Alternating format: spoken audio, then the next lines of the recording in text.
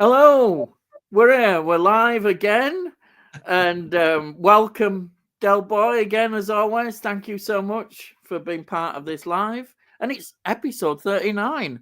We're getting on now, aren't we? I 39 know. episodes of us bullshitting away. I was just thinking just now. I was going bloody hell. How many?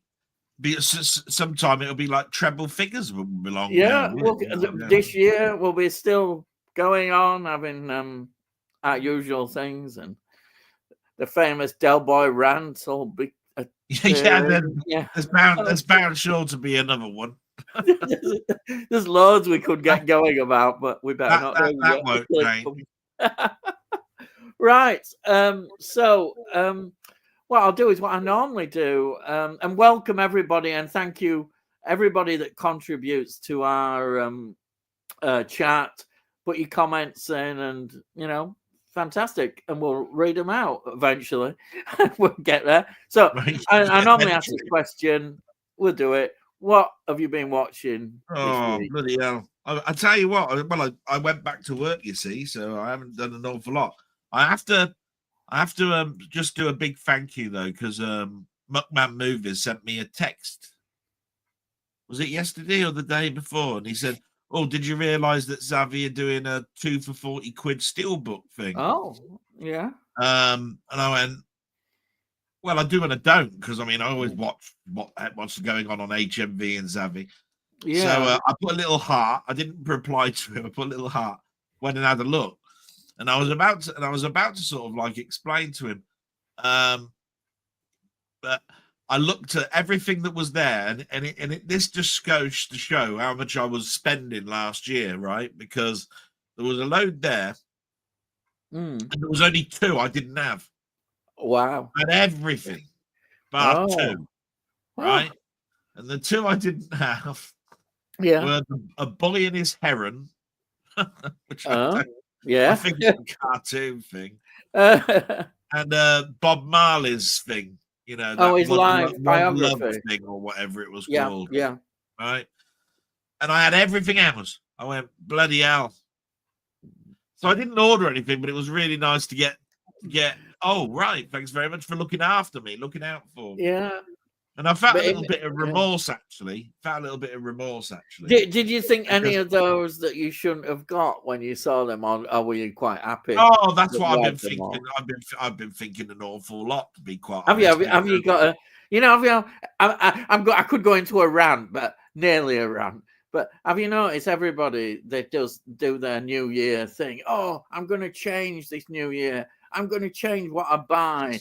It's worth a lot Well, watches. People put these I, videos on. Are you I, going to change your well, no, buying it's habits? not a change, but I said, oh, about a month or two before Christmas, I said, you know what? I mean, I've got to be a bit more choosy. Yeah, I heard you. I remember in your blog Um, you saying and, all that. and Yeah, and therefore, I need to, sort of calm down a little bit. yeah, Okay, I've yeah. got quite a few pre-orders that are still waiting to come out. But when I see a brand new pre-order, I've got to sort of like step back and go, do I really want that? And then, and not get into the sticker shock of everything. You know what I mean? Because that's what's happening. So I just say, first of all, I just wanted to say that. Secondly, is that in my blog, Bob Art was there, and I didn't mention that I saw his videos. Didn't see his video, because he did 2 videos of all his films. Right. And I remembered, well, I must have watched them because I was saying so much about it in the last Wednesday broadcast that we did. I said, you want to know how many times Yeah. Ian was bloody mentioned in his 2 videos that he did? I said, it was Ian this, Ian that. I was going, bloody hell. I was the one who bloody introduced you. Where was my name? My name hardly got mentioned at all. But I didn't mention it in the blog. And that was terrible of me because I mentioned what I watch in my blog, and I obviously missed it when I was going down all the history of Yeah. stuff I did. You see, so there's 2 things. I'm groveling before I even start. You know what I mean? So that was terrible. Yeah. So anyway, getting back, not really a watch. But I think it was a Frank Holder. I think that's his name. Put me onto this website where you can you can buy Blu-ray versions of albums. All right, yeah. And they're in Dolby Atmos surround sound, because they're in Blu-ray. So of course that turned up. It was actually released the 3rd of January, and it turned up. Is that a history of his? No, it was the Diamonds album that he brought out. But if you have a look, it says there SDE surround sound series. Right. It says Blu-ray, Dolby Atmos, blah blah blah. It happened to be a website where you can buy the Alan Parsons Project, all in Dolby Atmos. They re-encoded the whole of the sound to go for my surround sound down there. Yeah. So that's turned up. So looking forward to that. And then, like I say, just before Christmas and just between Christmas and New Year to now, the following have arrived. So The Usual Suspects has turned up. Yeah. Yeah, I had a look, and I think You're on the Left, I think, second one in, something like that. It was a few years back, so The problem is, I've never seen that film, but I know the ending. Why do people tell you the ending of the film? So this is that thing that I turned around. I said about The Sixth Sense, wasn't it? I said once you know what The Sixth Sense is all about, how much worth is there in watching it again? And I have to go back and I have to turn around and say, look, there is. Because it's not like one that I could watch 2 months later. It'd have to be like a year down the road or whatever it is. Because sometimes it's about the performance, and the performances are brilliant. I mean, look, you've got Stephen Baldwin in this. You've got Kevin Pollak, which I think is brilliant. Before all of the problems, Kevin Spacey's in this. I mean, I really do like. You don't hear too much about him now, Kevin Pollak. He was the one who used to do the William Shatner,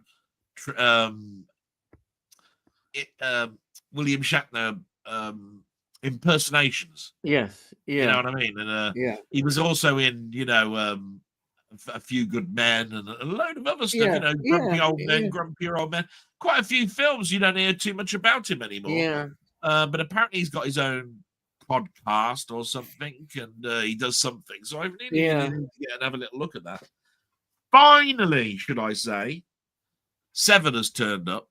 All right. With a steelbook. Now, after all of the talk about, it's going to be in a big box, it's going to come with a poster, and it's going to come with all this, and then them turning around and saying, it's going to be delayed. And we're going back to basics, and there's just going to be 2 versions. There's going to be a digipack version and a steelbook, right? That is what you get. So it was going to be a great big box with something like "Don't Open Till Christmas" or something on the box, because it was all to do with the end of the film with with what you think is in the box, right? So the thing I like about 7, I think it was the David Fincher grown-up film. Right, he hadn't done too many films up to that point. Alien 3 was his biggest sort of like breakout film. And after 7, he did The Game, I think. I like The Game. Now, the thing about 7 was it got such a great review from the critics. It got such a great opening box office that it destroyed a sort of another film that I really like called Copycat. Copycat has got Sigourney Weaver in it. That's right, yes. And it's got a beautiful Christopher Young score, beautiful music score. And there isn't too much in the 2 films. Obviously, 7, I think, is the one that's probably got a little bit more gloss, a little bit more scares in the scares department. Copycat is more that linear, good but not quite superfluous, so fantastic, so superstarish. You know what I mean? Yes. But I love Copycat. So I keep meaning every time I see 7, I keep meaning I want to watch Copycat now, Yeah. And they came Well, out why not? virtually close together. So Yeah. anyway, 7 came out. This version, I'm looking forward to opening because I've got the Laserdisc, right? And the Laserdisc when I bought it was £110. Ooh. £110. Yeah, Gordon Bennett. It was a Criterion edition, I Yeah. think. And they went into great length of how they'd restored the film. What they did, because it's a very dark film, and I remember that it's very black, it's very dark, right? It says in it that they got the whole of the film and etched it with silver on the back of the negative, right? And then they used the laser cutter to pass through light through the silver backing, so that when light passes through it, where the silver remains, it's black. You see what I mean? Because that's what happens with light, and silver, it'll reflect. So blacks will be blacks and white will be white. You see what I mean? And they actually etched the whole of the film in silver. I thought this is very interesting. And so the Laserdisc was really expensive. And I remember watching it and thinking, wow, this is a good picture. I mean, it really is good. But remember, Laserdisc, pretty much died with DVD coming out. And I don't know whether I don't know quite what negative they used for the DVDs. So it'll be interesting to know just how good the picture is going to be with that, with being as it's 4K. Then finally the Duchess turned up. Remember, I told you I really liked the film, so I decided I'd buy the Blu-ray of it. Yeah. It's coming a slipcover, look. Lovely. It's great. Good. I really enjoyed that. Good film. Yeah, so I really enjoyed it enough that I bought it. And in the charity shop today, no word of a lie. No word of a lie. Go on. This collection of DVD Betty Davis films was wow. Yeah. Right. Great Betty Davis. £2 for 3 films. Remember that. Fantastic. What films are there? All About Eve. Oh yeah. That's it. That's very good. Hush, Hush, Sweet Charlotte, and The Virgin Queen. Now, the reason that I picked it up was, I want the Virgin Queen. First. Yeah. Right. She did play Queen Elizabeth, I think, twice in her career. I think the Virgin Queen is the one with Vincent Price, actually, is in an early role, and it's got it's got Errol Flynn, hasn't it? I'm pretty sure. I was going to say Errol Flynn. Yeah. I remember him playing the Errol Flynn one. So for 2, I thought, Christ, if you put 3 into £2, fantastic. Then, you're talking what 60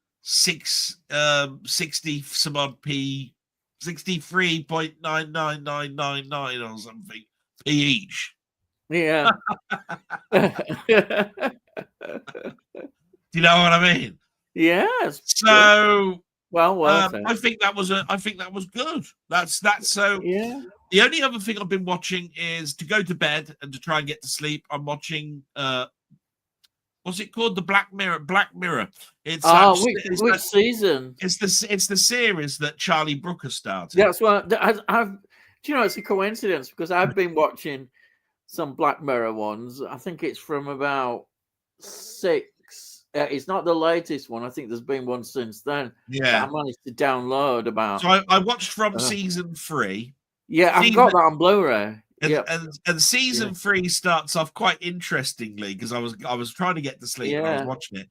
Quite interestingly, it's got Ron Howard's daughter in it, the one who was in Jurassic Park. And she's the one who has to get to a wedding, and it's all about how many stars you give people when you see their faces. And you get a cup of coffee and you give them 5, and you need to have a personality of about 4.2 stars or something. Otherwise, you can't get on in life.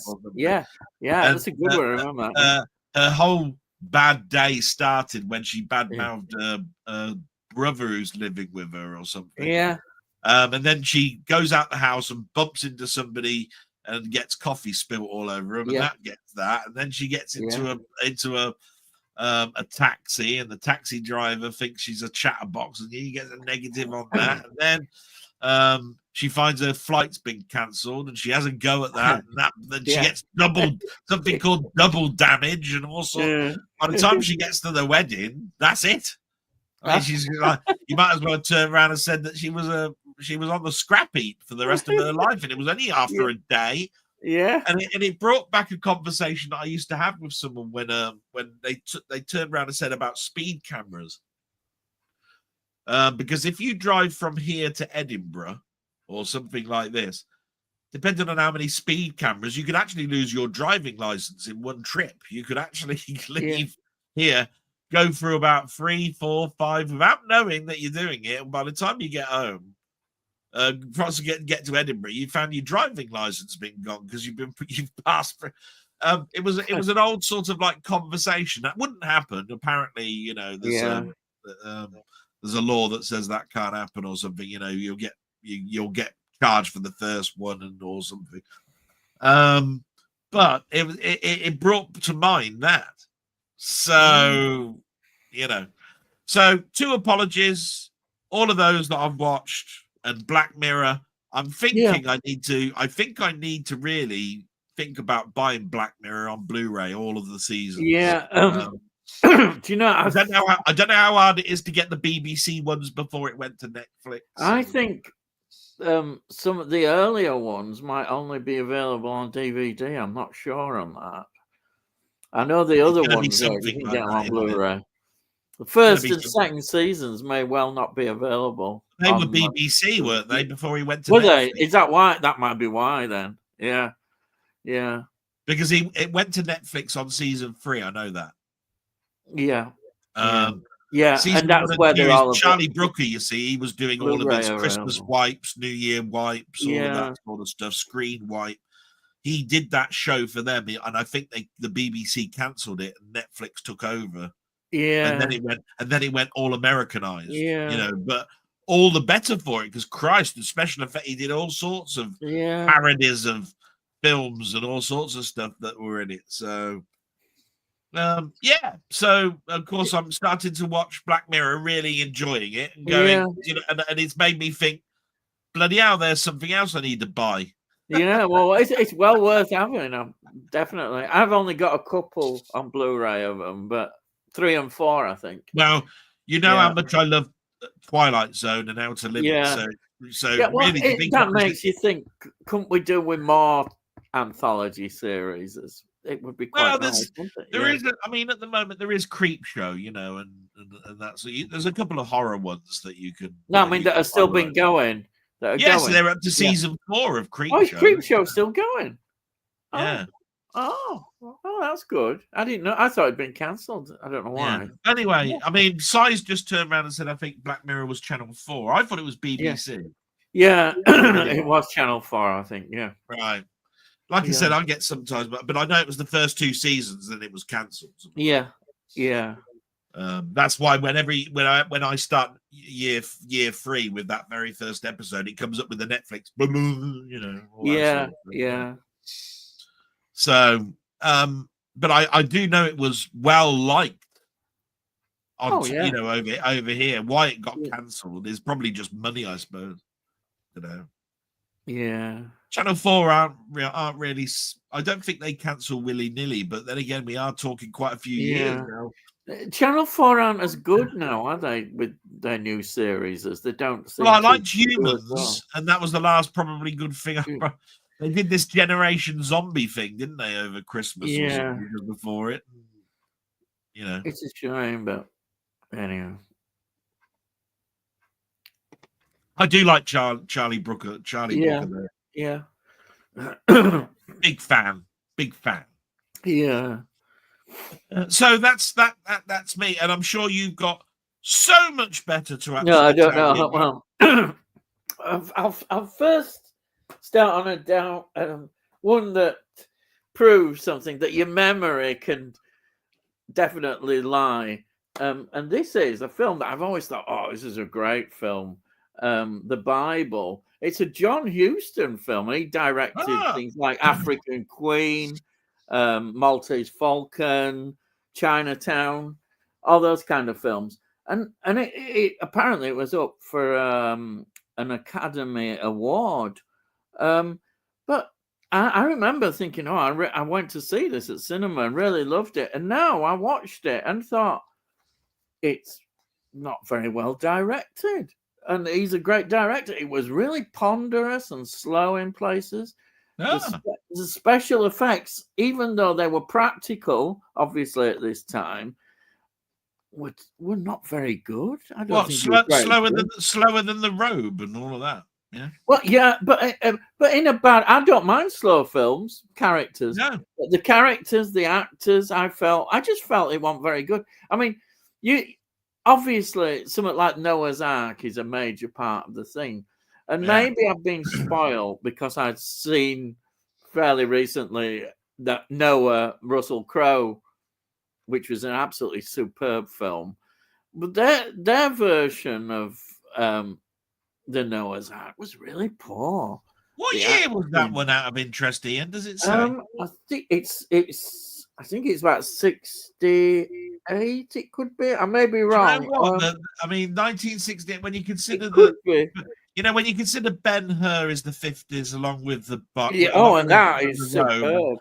Along with the Robe and the Ten Commandments, the 60s. I'm not quite sure. How long is it then? Is it 3 hours? It's a hell of a long time. It normally gives you time, doesn't it, on here? Well, as you know, 180 would be 3 hours. Oh, wait, 167 minutes. Yeah, so it's under 3 hours. Yeah, it's under 3 hours. Though, I just felt it was the direct. But you thought it was longer. I just thought it'd be a better film. I don't know why. My memory, I always thought, oh, this is a really good. That's why I bought it. I thought, oh, that's a really good film, and it's certainly. Maybe I've watched a lot more films now, and you become a bit more critical at direction, and especially knowing that, they didn't have they didn't have CGI and all that then. No. But I've seen people do practical special effects so well, haven't we? We've seen loads of films. Oh, yeah. And therefore, when you see them that are not very well, good. Well, Planet of the Apes is 1968.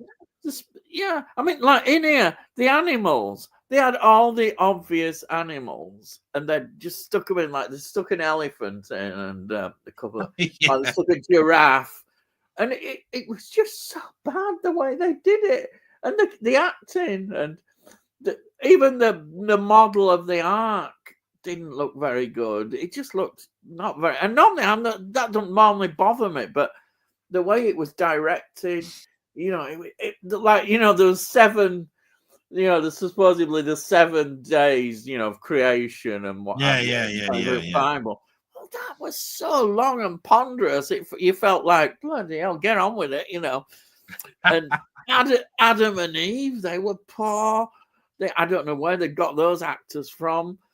It just disappointed me because I thought, oh, this would be a good film. So that was a DVD, was it? Or this is a DVD. There is a Blu-ray, and I did look it up. Don't tell me. Don't tell me. No, bloody Tony sent it. No, he didn't. Bloody hell. This Music Magpie. I got this for about £3, Music Magpie, and it was sealed. Oh my God! No, sealed over then. Oh, got something not from Tony. Music Magpie, lad. Yeah, £3. But well, Music Magpie can go do one then. Is that what you're saying? It's just a shame. But your memory. It proves what I say about films, that your memory does. Sometimes it works on a positive way, and your memories are right, but then. This obviously, I was only a kid watching this, so I thought, it's really spectacular. But now it doesn't seem as good. I have to turn around and say that is such a true statement that you said there. I keep going on saying Condor Man, biggest pile of shit going. I remember that, it was bloody awful. Blah blah blah blah blah. If I was probably to watch it now, I'd probably mark it up slightly. But probably. You know what I mean? Yeah. I just remember it being the biggest pile of shit. Right. And I was a kid. I was what? I was about 8 Yeah. or something, right? And it's one of my longest back memories to a film scene at the cinema that I remember going, I'm so disappointed. It was a Disney with the bloke that did that did what's his name? Some mothers do have them, It was Michael Crawford. Michael Crawford. Yeah. But what I'm saying is, it was the guy that was doing my favorite character from one of my favorite comedies. When I was 8 years old, I'd be going, "Oh, it's him," and I was going, "What a pile of shit! Is this really?" Well, what I remember is that my mum and dad, they took me to see all these films. I saw 10 Commandments, and I bet that's a fantastic film. And Ben-Hur, of course. So those would sort of. Well, you hang on a minute. The 10 Commandments, didn't you write those? You should know. You should know what the 10 Commandments are, being as you wrote them. Yeah. Actually, Moses is a mythological figure. He never existed in real life. I could get onto my history lectures about the Bible, but it's definitely he wasn't a historical figure, Moses. Anyhow, we'll better get on. Now, Doom Prophecy, I loved. You sent me that. Fantastic series. It's everything I just love. I love Dune anyhow. So yeah, sorry I cocked up on the last 2 episodes, to be yeah, and I know they were in French. Actually, do you know what? I went back to them. Yeah, I loaded them up into my PC, and you could actually choose the language. So English was there.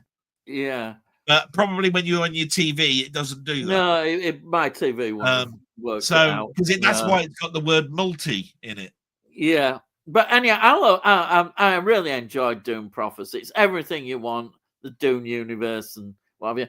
Now, I watched another film called Conclave, which starred Ralph Fiennes and John Lithgow.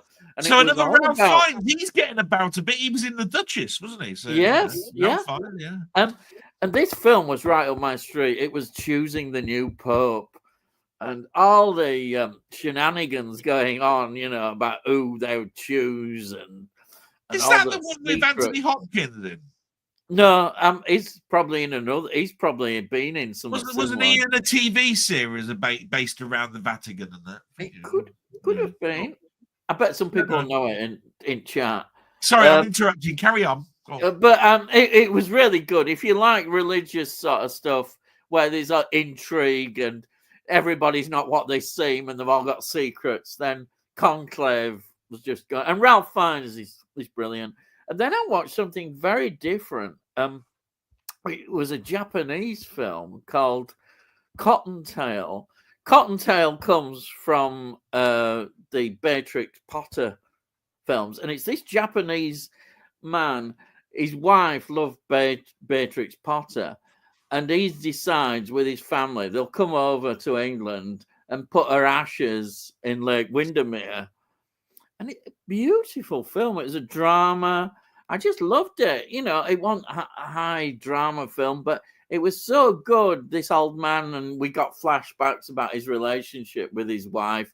She unfortunately got a really bad illness, and she couldn't recognize him in the end, a brain gone. And it was a beautiful love, and it showed them when they were young. It was just a great story. And he took all the family to Lake Windermere. It was actually a Japanese-English production as well. So we got it in Japan and Lake Windermere. So that I really loved. Then there was another film called, it's a Netflix film, Woman of the Hour, it's called.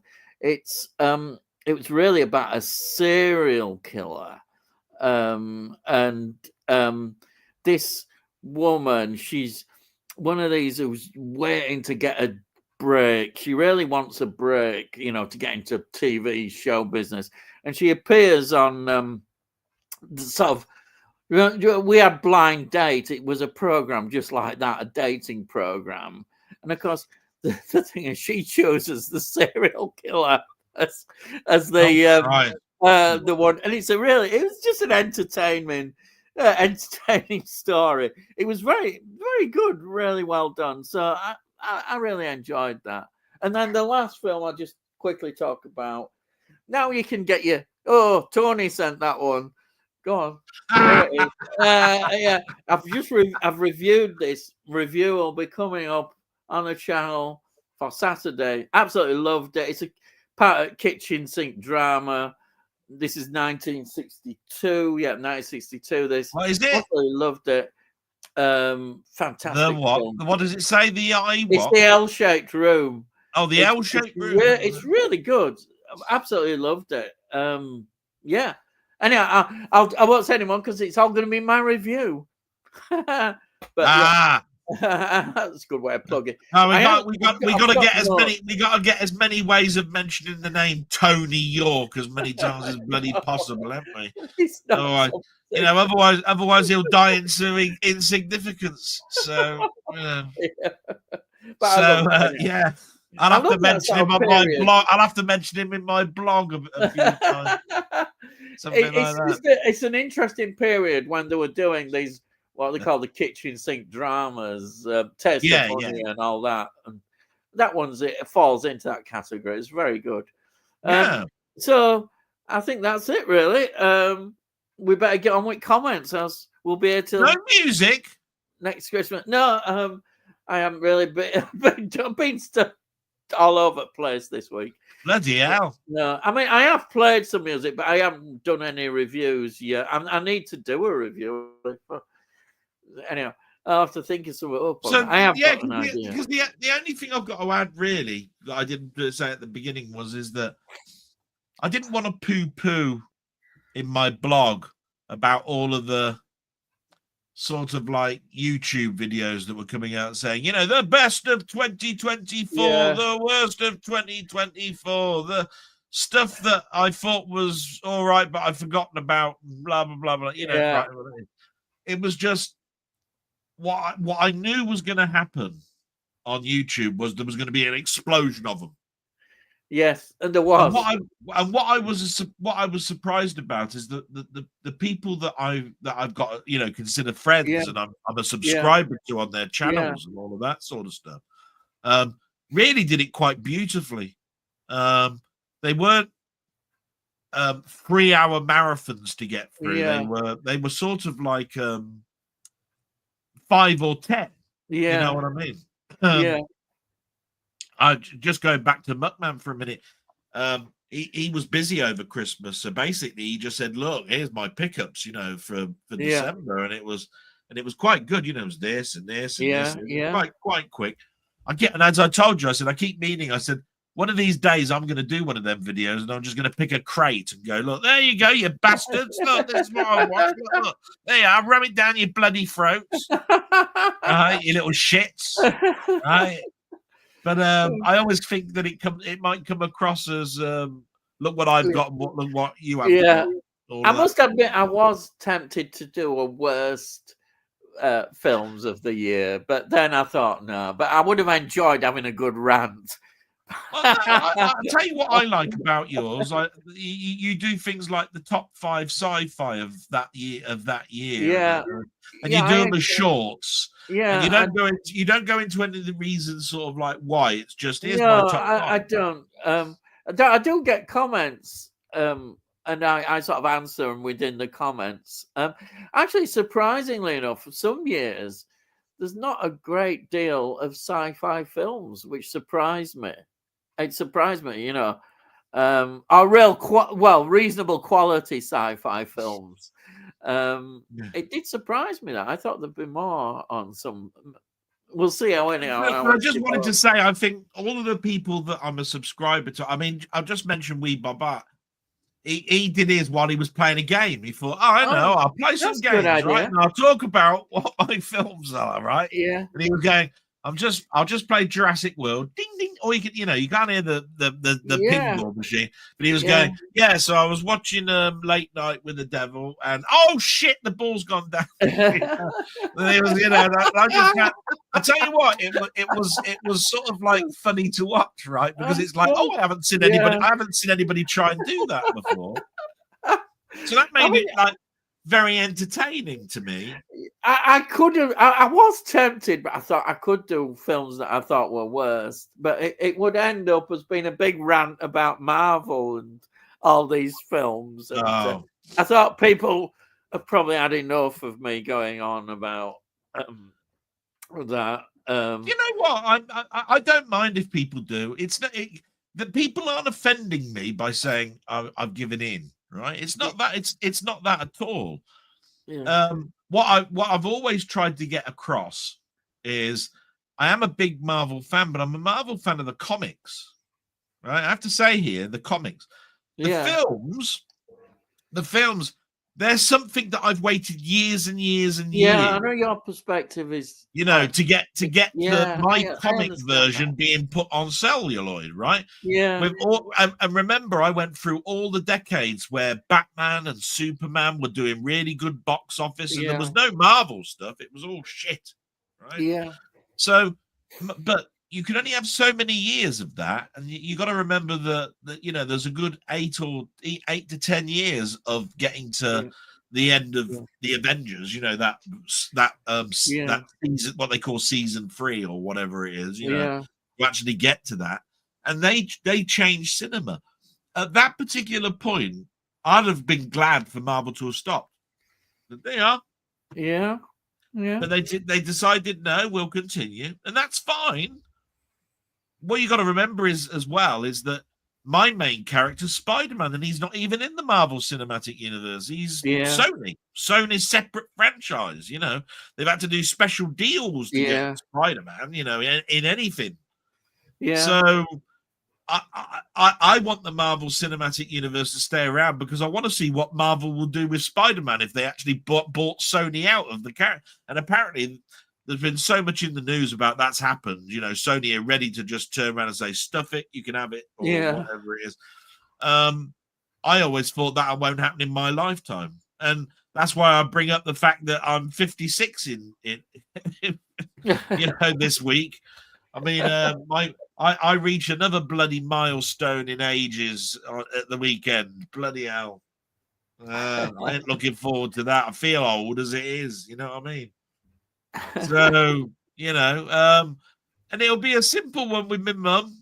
That's what it'll be nice. And then I'm looking forward.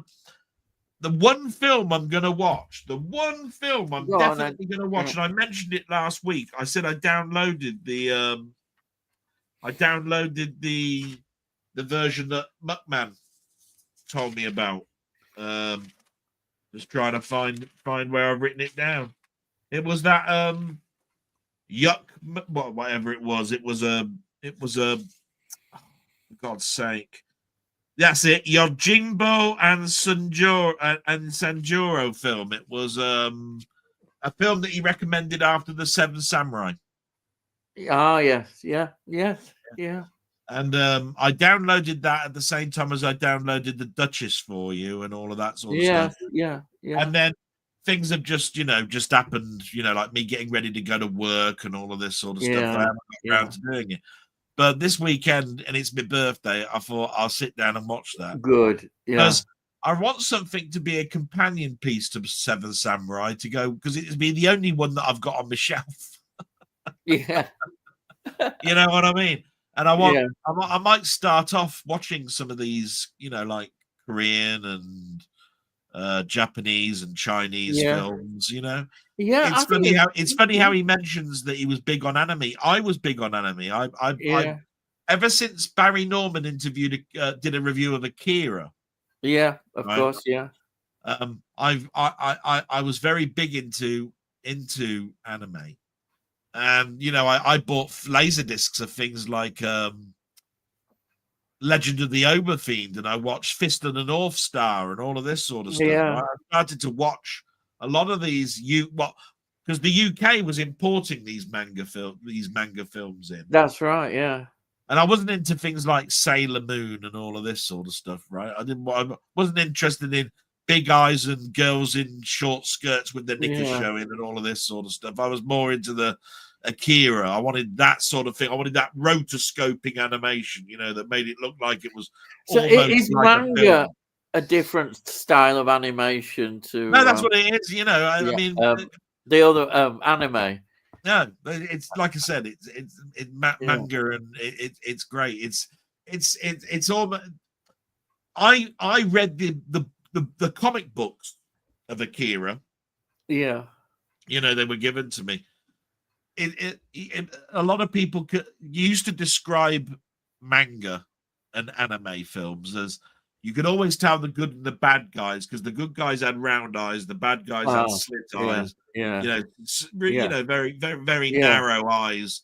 And there was a definite sort of like camera angle-ish type that made it what it was, right? I mean, it's much more in depth than that. You have to sort of like watch a documentary, really, of what makes something a manga or an anime film. And you subconsciously you've watched a lot of it when you were a kid. If you watched Aqua Boy, if you watched Battle of the Planets, you know, all of these cartoons in the 70s and 60s, Marine Boy or Aqua Boy with the oxygum and all of that sort of stuff, you know, where he breathed underwater by chewing gum and all of this sort of stuff. Then that really is early versions of anime and manga. Yeah. Right. And we're talking 70s. You wouldn't believe it. Akira comes along and it explodes over here. Yeah. Everybody wanted everything that you could possibly get. The trouble is that it can delve into a lot of sexuality, you know, and all that sort of stuff. You know, Legend of the Overfiend was a perfect example of you're going too far now. Tentacle creatures putting their tentacles up. It's where they shouldn't. You know what I mean? You know, weird stuff. Bow hell shit. You know what I mean? Japanese seem to be quite explicit. A lot of their art house films are virtually sort of porn films. Some of them, but it is a style. It's a beautiful style. Yeah, beautiful style. It's just that, like I say, there's so much of it. Yeah, you can get bewildered by it. The best I could probably say to people that are thinking about getting into it now will be to look at probably a couple of videos that say the top 5 manga films of all time, and then probably go through a period of going backwards and saying, well, what's all this Fist of the North Star then, and all that sort of stuff, which would have been the fringe stuff.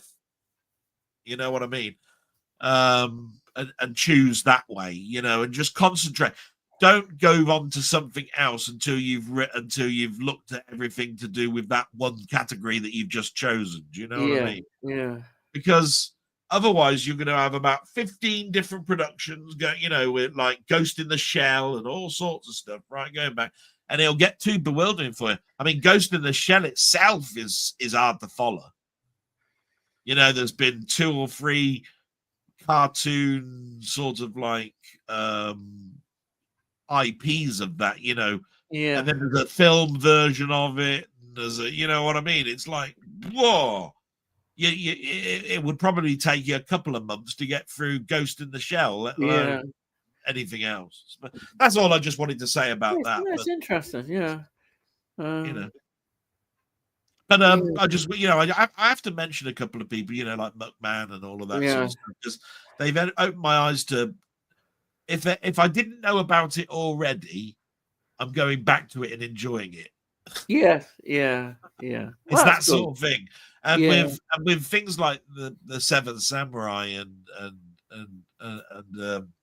God, I've just mentioned what it was. It's opening my eyes to a cinema that I haven't got a lot of. Yeah. Well, the most I ever got out of all of those was watching episodes of Monkey or something. Right? Oh God, that was about as close as I got. You know what I mean? Or the, you know, I must admit, South Korean and Japanese cinema are interesting. I possibly want to look more into both of them. Definitely, excellent. Anyhow, I suppose we better get on with comments. Right. So the first comment we've got is from Si. Evening, gang. Hello, Si. Welcome. Hello, Si. And then Muckman Murrays, good evening, Muddy Thumpers. Has he been watching Bambi or something? What's that all about? And says, I hope you've got your boiler fixed, Ian. Bitterly cold this week. I've had nightmares, 2 miles walks to work and back this week. I need some ice. It's proper parky, isn't it, lad? Boiler news next Friday. That's when the book, I've got a text through, and then they come in with this part that supposedly has taken a long time to get hold of. But so hopefully next Friday, I'll be happy. I've just got pissed off, but used to it now and just accept it. So that's good news from my viewpoint. And well, all of us are. Right. And then Muckman says, hi, Si. Wee Bobart. Hi, gents. Hello, Wee Bobart. Thank you for joining us. He's your biggest fan. Bloody hell. It was like, if you mention his name anymore, he'll bloody turn up in your living room or something, right? You're like Candyman. Si says, hi, Muckman. Charles Duncan. Hello, guys. Hello, Charles. Charles. And Weed Bob says we should take bets on when this comment will be read out. A sweepstake. The winner gets one of Dell's treasures from the garage.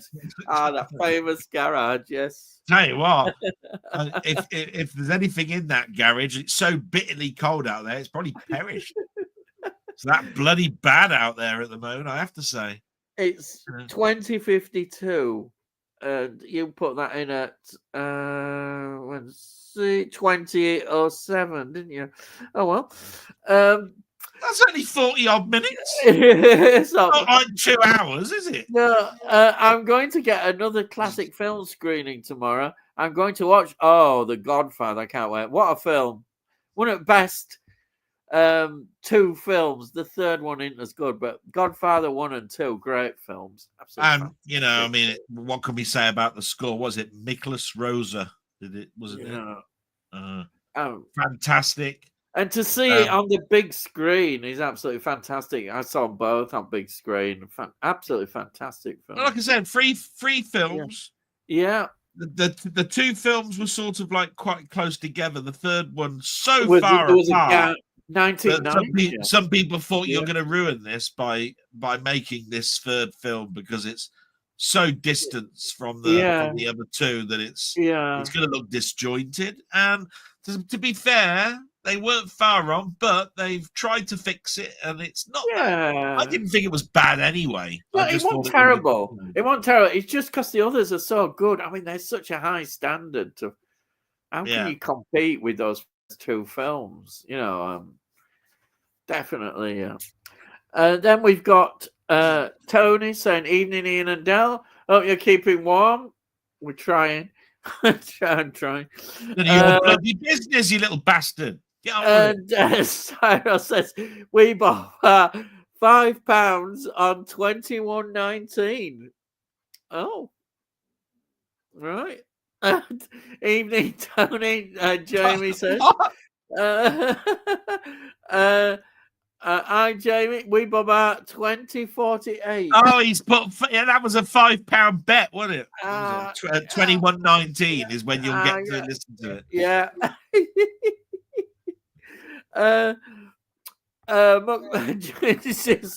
Godfather is great, but I've not watched it in decades because of its runtime. Really need to get my box set open. It's worth it. Hang on a minute. Not that long. He's turned around and said, you got to watch 7. It's 3 hours, but it doesn't seem like seconds, right?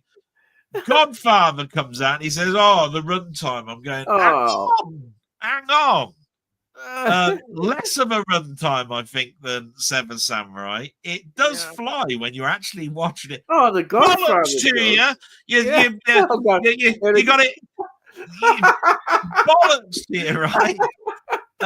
You going back on things here a little bit. Godfather, you can watch whenever you bloody well like. I watch it actually on a Sunday afternoon. I must admit, Godfather, when I'm doing something, but. You can't turn around and talk about run times if you start talking about 7 Samurai when I'm going to be bloody watching it. Right? Get that Godfather watched, you miserable bastard. I want to hear a review of it. Oh, they're still back. They're still going on here. Okay, I'll go £5 on 2033. He was wrong. Yeah. We both at 21:45 No, he p.m. was totally out. And they're laughing. Yeah. Totally. And they're all having a good laugh there. We bob out. Imagine not seeing my videos, Del, on my normal channel. You are a terrible person. I picked you up last week on there. I was turning around and saying, "Christ, you couldn't." If he mentioned bloody your name any more times in that bloody video, right? You might as well have had you on as a co-guest, right? I miss out by telling him in my blog, right, which gets far less views, by the way, far less views. I make one mistake and bang, explosion. It's like the ripple effect across a river or something, right? Jesus, man. I've said sorry. You made me feel like shit for a week. Now you're carrying on. Right, carry on. That's my rant. Oh, yeah. There's a good rant there. Yeah. And I got, cheat. 30, How many bloody goes was he having a go at? Jesus, now look, 30 half past midnight. Look, what was what? Yeah, what day you're going to start putting the day and the month in? Are you? I'll get round to it. Charles says, I tell you, just to let you know, Melody is on tomorrow at 12:50 lunchtime, channel 82, Talking Pictures. Yeah, there you are. I love Talking Pictures. That channel is brilliant. My movies. Tony York says, surely they can't keep this up so long. Yeah. Thank you, Tony. Okay, question. I'm thinking about upgrading my projector setup, which I'm lucky to have, and I'm pretty happy with it. Should I upgrade to a laser projector, or does anyone have any actual experience of this? I suspect Delboy does. No. I mean, at the end of the day, I haven't got a projector, but I tell you what, the best person to actually have a little look at is what's his name? The movie guy. Is that right? The one who used to be the one who's an ex-projector. He's always on about project. Yes, yeah. He set up his own cinema in his house. He's very good. Yeah, it's a good channel. He shines still his laser discs through his projector, but he's got a proper cine camera. You know, like a proper projection that was used in cinema houses. But he's got a projector that he actually had fitted, didn't he, in his ceiling that shines on his. Yeah. I think he says it's. He's an excellent channel. Yeah. Excellent. Oh yeah, because if you want to know about 35mm film and how it transferred and why all these people that are moaning about the transfer and everything are a load of bollocks. Really, yeah. Because there's film grain and you can't help it in the fact that certain quality of film was bad back then because of the oil crisis and all sorts of stuff. How film is manufactured. The changing over from Kodak to whatever it was, yeah. You know what I mean? All of that sort of stuff comes in. So yeah, and film does degrade. And I think he's got 35mm copy of Alien, hasn't he? Yeah. Oh, he has, yeah. He's got 16mm, 8mm, and he's got a 35mm of Alien. Yeah. And of course he goes to all of the Talking Pictures conventions. Talking Pictures. Yes, it does. Yeah.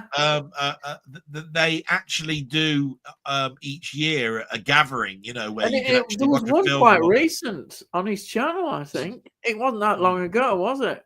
Well, it showed that. Yeah. He if there's any person in the room that can tell you, it'd probably be like Muckman. I think he's got a projector. Has he got a projector? Yeah. But I mean, if you ever want to know about it, just go to that guy. That guy is brilliant. I mean, I can't say how good that man is. Yeah, I've been a subscriber to him for about 3 years. Yeah, he is. He's excellent. Yeah, you know what I mean. So, So Tony Hawk says, thanks, Charles. Any luck with Anti-Roo DVD Blu-ray? Anti-Roo? Yeah, must be one that they've been trying to get.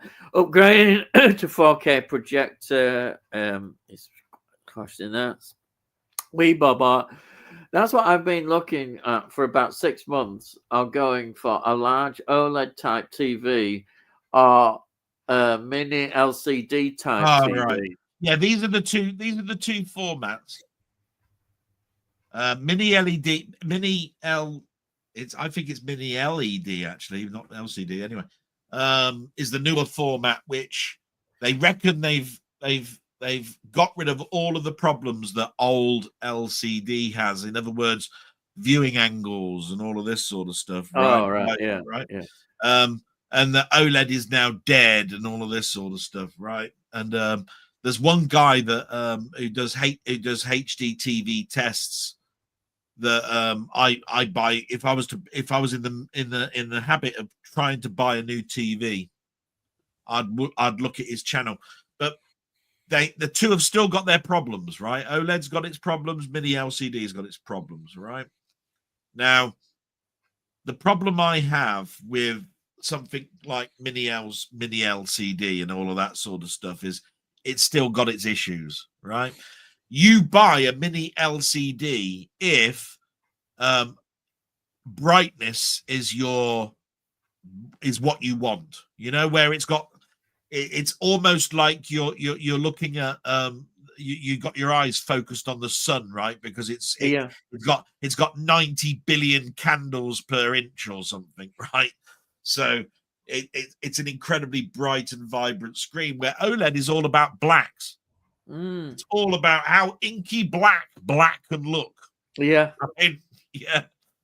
So the two live in this two distinctly different worlds. One, if you like your brightness, get this. If you want your blacks to be black, get this, right? And if you could combine the two together and call it OLED mini LCD, that'd be brilliant, right? Because then you'd have everything that they both have. And people that buy projectors don't have to worry about any of this, because they totally different technology. You know, you're broadcasting your image against the wall, aren't you? So, yeah, if he's not going to go down the projection route, and I hope he does, because I think that would probably be better for him. Personally, myself, I still go down the OLED route. To me, it's not about brightness. It's about blacks. You know, I watch so many films that are so dark that I can't stand black being grey and light bleed and all of this sort of stuff. So, you know, I go down the OLED route. But I'm old school. I'm probably the wrong person to ask, because you have to really, really convince me to go past that technology at the moment. You know, and remember, I've been around LED, LCD, OLED for years and years and years, because I was an IT person installing PCs at work and giving them monitors. You know, and everybody I remember sitting down this monitor in front of this woman's desk, and I said, "There you go, my love, it's all on." She said, "Oh, I do like this screen." And I said, and I remember, because I was a young, you know, I was a pretty young lad back then. I was just turning around and said, "Oh, these are shit. You want to get the ones like I've got at home, right? I've got no word of a lie. And I've got this gaming PC, right? The screens on it's like this and all this sort of stuff." And I was like, "That's brilliant." It was over her head. It was like, I just want to look at I just want to do word processing. I still think it looks great, you know. And I'm going, "Yeah, you'll be all right with it, you know." But that's how much of a fanboy it was. I was like, I was there going, "Oh no, you want to get a 32-inch wide like this?" You know what I mean? Back in the day when these were, you know, CRT TVs were still there around, you know, when I was talking about them. Anyway, carry on. Right. Mini rant over. This is Charles Duncan. No, not yet. The YouTube version was terrible, Tony. I think this was that film they were talking about. Is it Anti-Roo? Or... Yeah. That's it, Anti-Roo. Sai says Kevin Pollock does an amazing Christopher Oh, he Walken does. He does impression. Columbo as well. Yeah, The amount of impressions he did, but it's just that I always used to like the William Shatner ones because he used to do it so. It's that pause in the voice. Stardate 675491. Like yeah, and all of that, all those pauses that Shatner does that just make me laugh. But it's Christopher Walken is brilliant. He's told so many stories where he's actually phoned up his friends and said it was Christopher Walken on the phone. He said, I can't do Christopher Walken. Yeah, brilliant. But apparently he did it as Columbo once to somebody. Oh, that'd be good. Brilliant. Wish I could do that. Can't do that. Right. Jamie says, I have the Epson projector. I love it. All right. There you go. Yeah. A huge. And then Weebobel says, yeah, I have an Epson 1080p. 1080, which I'm really happy with, but it's about 6 years old or more. Yeah, going back that many years. Jamie says mine is about 8 years old, still great picture quality. So I'm not fussed about 4K. Yeah, these will all be about the bulbs in these. You have, when you put the bulb in, it tells you how many years it's going to be. It's going to be good for. It will say you've got 6 years of life expectancy left in this bulb. Or whatever it is. They used to have those at work. We used to have overheaded projectors. And I used to keep changing the bloody bulbs in them. And I tell you what, they were a pain in the ass because you had to take the whole assembly out just to get a bulb out, put it back in, and then put the whole assembly back in. But Muckman knows much more about this than I do. So yeah. And Sai says, "Oh yeah, David Fincher is my favorite director. Zodiac is his best film, but my favorite is Fight Club." Two fantastic films, but I'd have Zodiac over Fight Club every day. Yeah, I would. Fight Club. I think they're two distinctly different types of film. Yeah. Zodiac is more, well, this happened. Yeah. Fight Club is more about, well, what if this what if this was happening? What if you could see inside your own mind and think about this, because it's like it's schizophrenic material, isn't it? Yeah. I know he's not very happy with Alien 3, but I like Alien 3. I think anybody that looks back at their own work is obviously going to go, "Oh, was that my first film?" But I like it. I love Alien 3. I love it. I understand all hate for it. And to be quite honest, they have gone back and they have added things to it. I don't think the story is terrible. Look, if you think about, forget that there have been other Alien films out there right now, right? Yeah. You go back to the days where Alien 3 is coming out, right? There's only 2 Alien films. There's one that's really slow paced. It's one alien against the whole of the crew, right? And then you got an all out war going on a planet, right? Where do you go, right? So in your head, you got to turn around and say, well, it's got to be, what could you do against an alien if you had no weapons? Yes. Yeah. Right. So in your head, you got to do this. In your head, you go, right, what would it be like if I went against an alien and I've got no weapons? Where could I set it? It's been so far mostly in confined places. But if I do it on a big complex, an industrial complex, that would make it a bit broader. Yeah. Right? So of course they did space prison. There's no weapons. There's the characters of all of the different which is people, made for a film. And from that point of view, therefore, you're talking about a progression. Yeah. Okay, that it's most people will look at it and go, alien with no weapons. What a pile of shit that's going to be then, right? No. You think about it. Yeah. All of them have got these prisoners. They've got to work together to kill it. Otherwise, you've got no chance. Yeah. If it's one against one, this alien's going to murder you. If it's all of you working together with then no you've got a weapons, good chance. you might have a chance of trapping this thing. Yeah, exactly. So it makes perfect sense, and this is how it was does. pitched to 20th Century Fox, and this is why they made the film. Yeah, right? and it works. At the end of the day, right? And I keep saying that an awful lot. Alien Resurrection is a piece of shit. Yeah.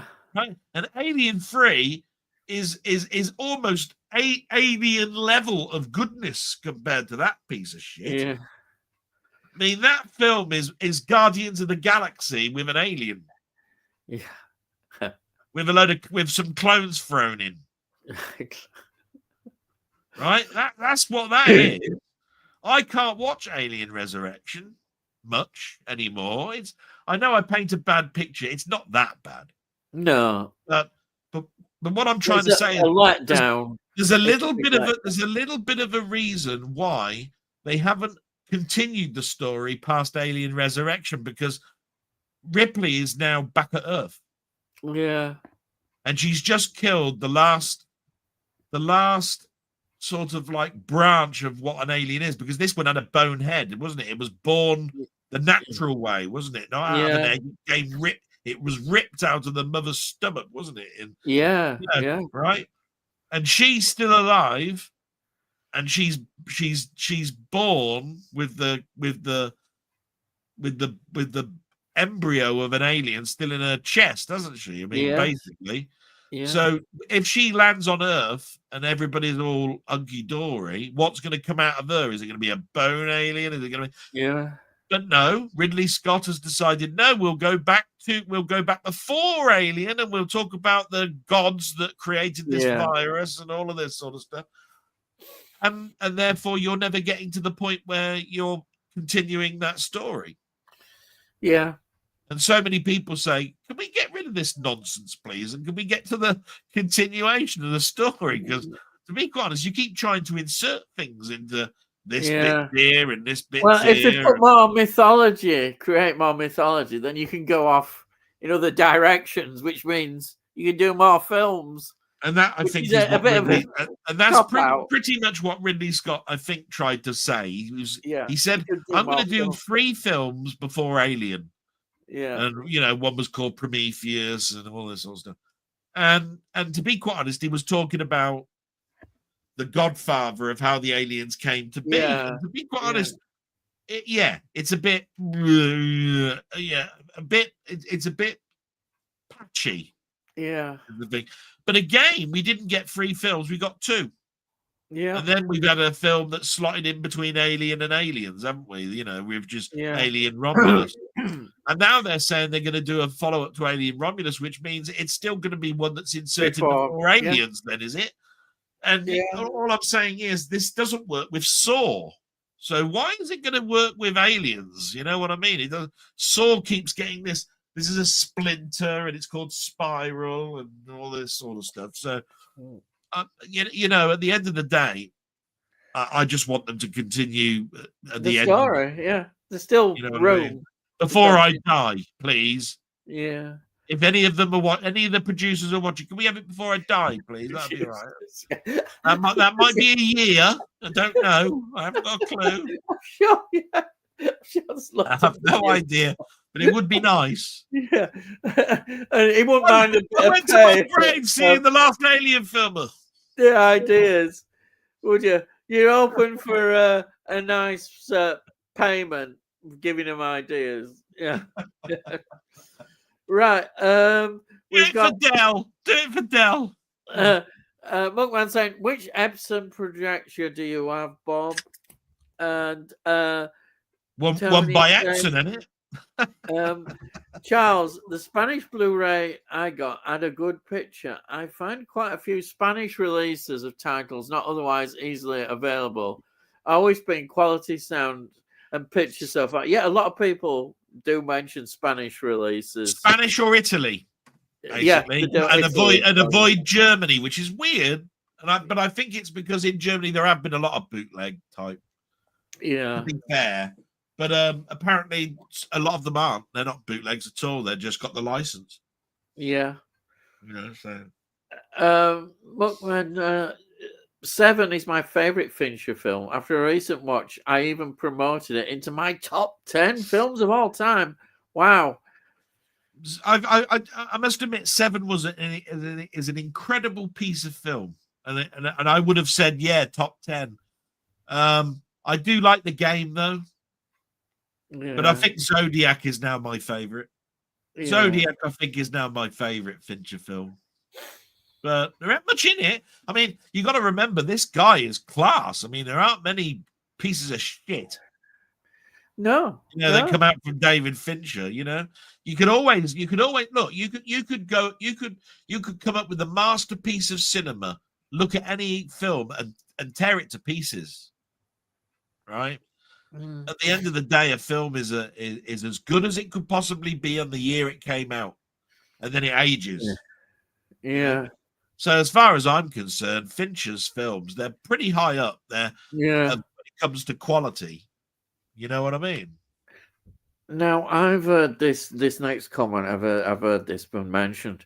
Fincher is supposedly doing an American remake of Squid Game for Netflix. I says, yeah, I've heard little snippets of that. I'm not quite sure.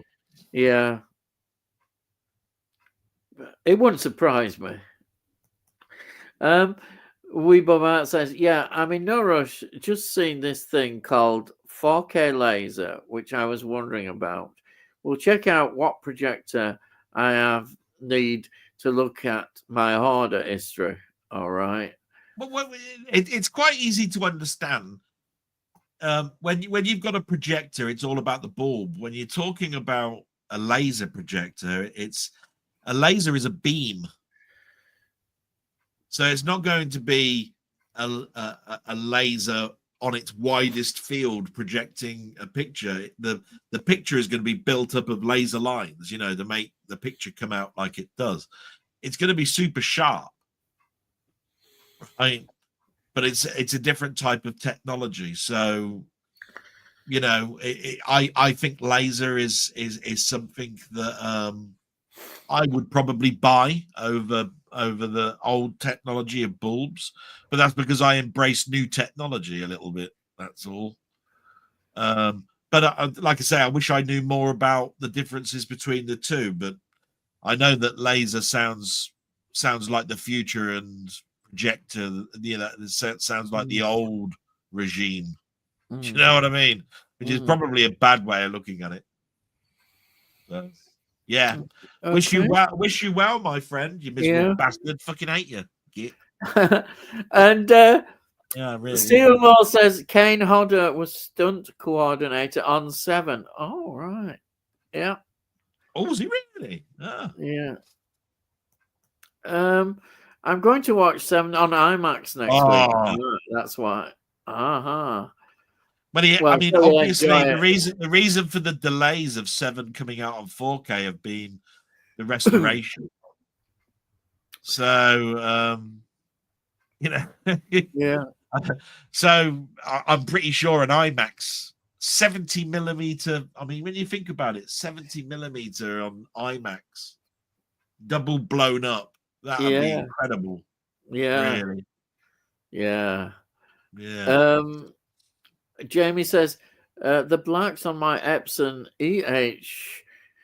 TW9200 are flawless. Oh, he really likes that. Is Epson. Now I have to go. I'll have to turn around and say flawless. Seriously, that means there isn't one thing wrong with it. But I will say in the round and say this: it probably is. Flawless. I mean, do you know how we've said it before, haven't we? We've said, look, they can come out with as many different audio formats as you want, Dolby Atmos, all of this sort of stuff. You get to my age and my ears won't pick up the difference. Yeah. And as you keep getting older, you can increase the resolution of the screen as much as you want. But I've still got glasses. Yeah. Right. So you're aiming now at the wrong sort of person. You want somebody that's like in their 20s with no eye problems. Yeah. To say, what does that picture look great? Because there's no point going up to a nearly 60-year-old and saying, what do you think of that picture? Because I'm going to be going, whoa, brilliant, look at that, Well, what about? I mean, that's why 8K. I mean, you're not going to notice it. You're not going to notice anything on 8K. It's my favorite term. As you keep going up in resolution, there's diminished returns. Yeah. Diminished returns. You're Yeah. spending more money getting higher resolution with less return, And you can't see it. of what people can see in regards to the differences. Yeah. Which is why I was so glad that 4K was not about resolution. It was about HDR, which is the high dynamic range. It's about colors, blacks, whites, that sort of thing. The thing that makes it look so vibrant, not resolution. Yeah. You know? Charles Duncan says, Tony, I've seen it on Blu-ray for £10 on eBay. I will get it soon. I think that's that film that we're talking about. That roofing. Yeah. Jamie says that'll be good, Si. Yeah, for watching 7 in IMAX. Yeah. I bought it 10 years ago. Jeez, it's an Epson TW5100.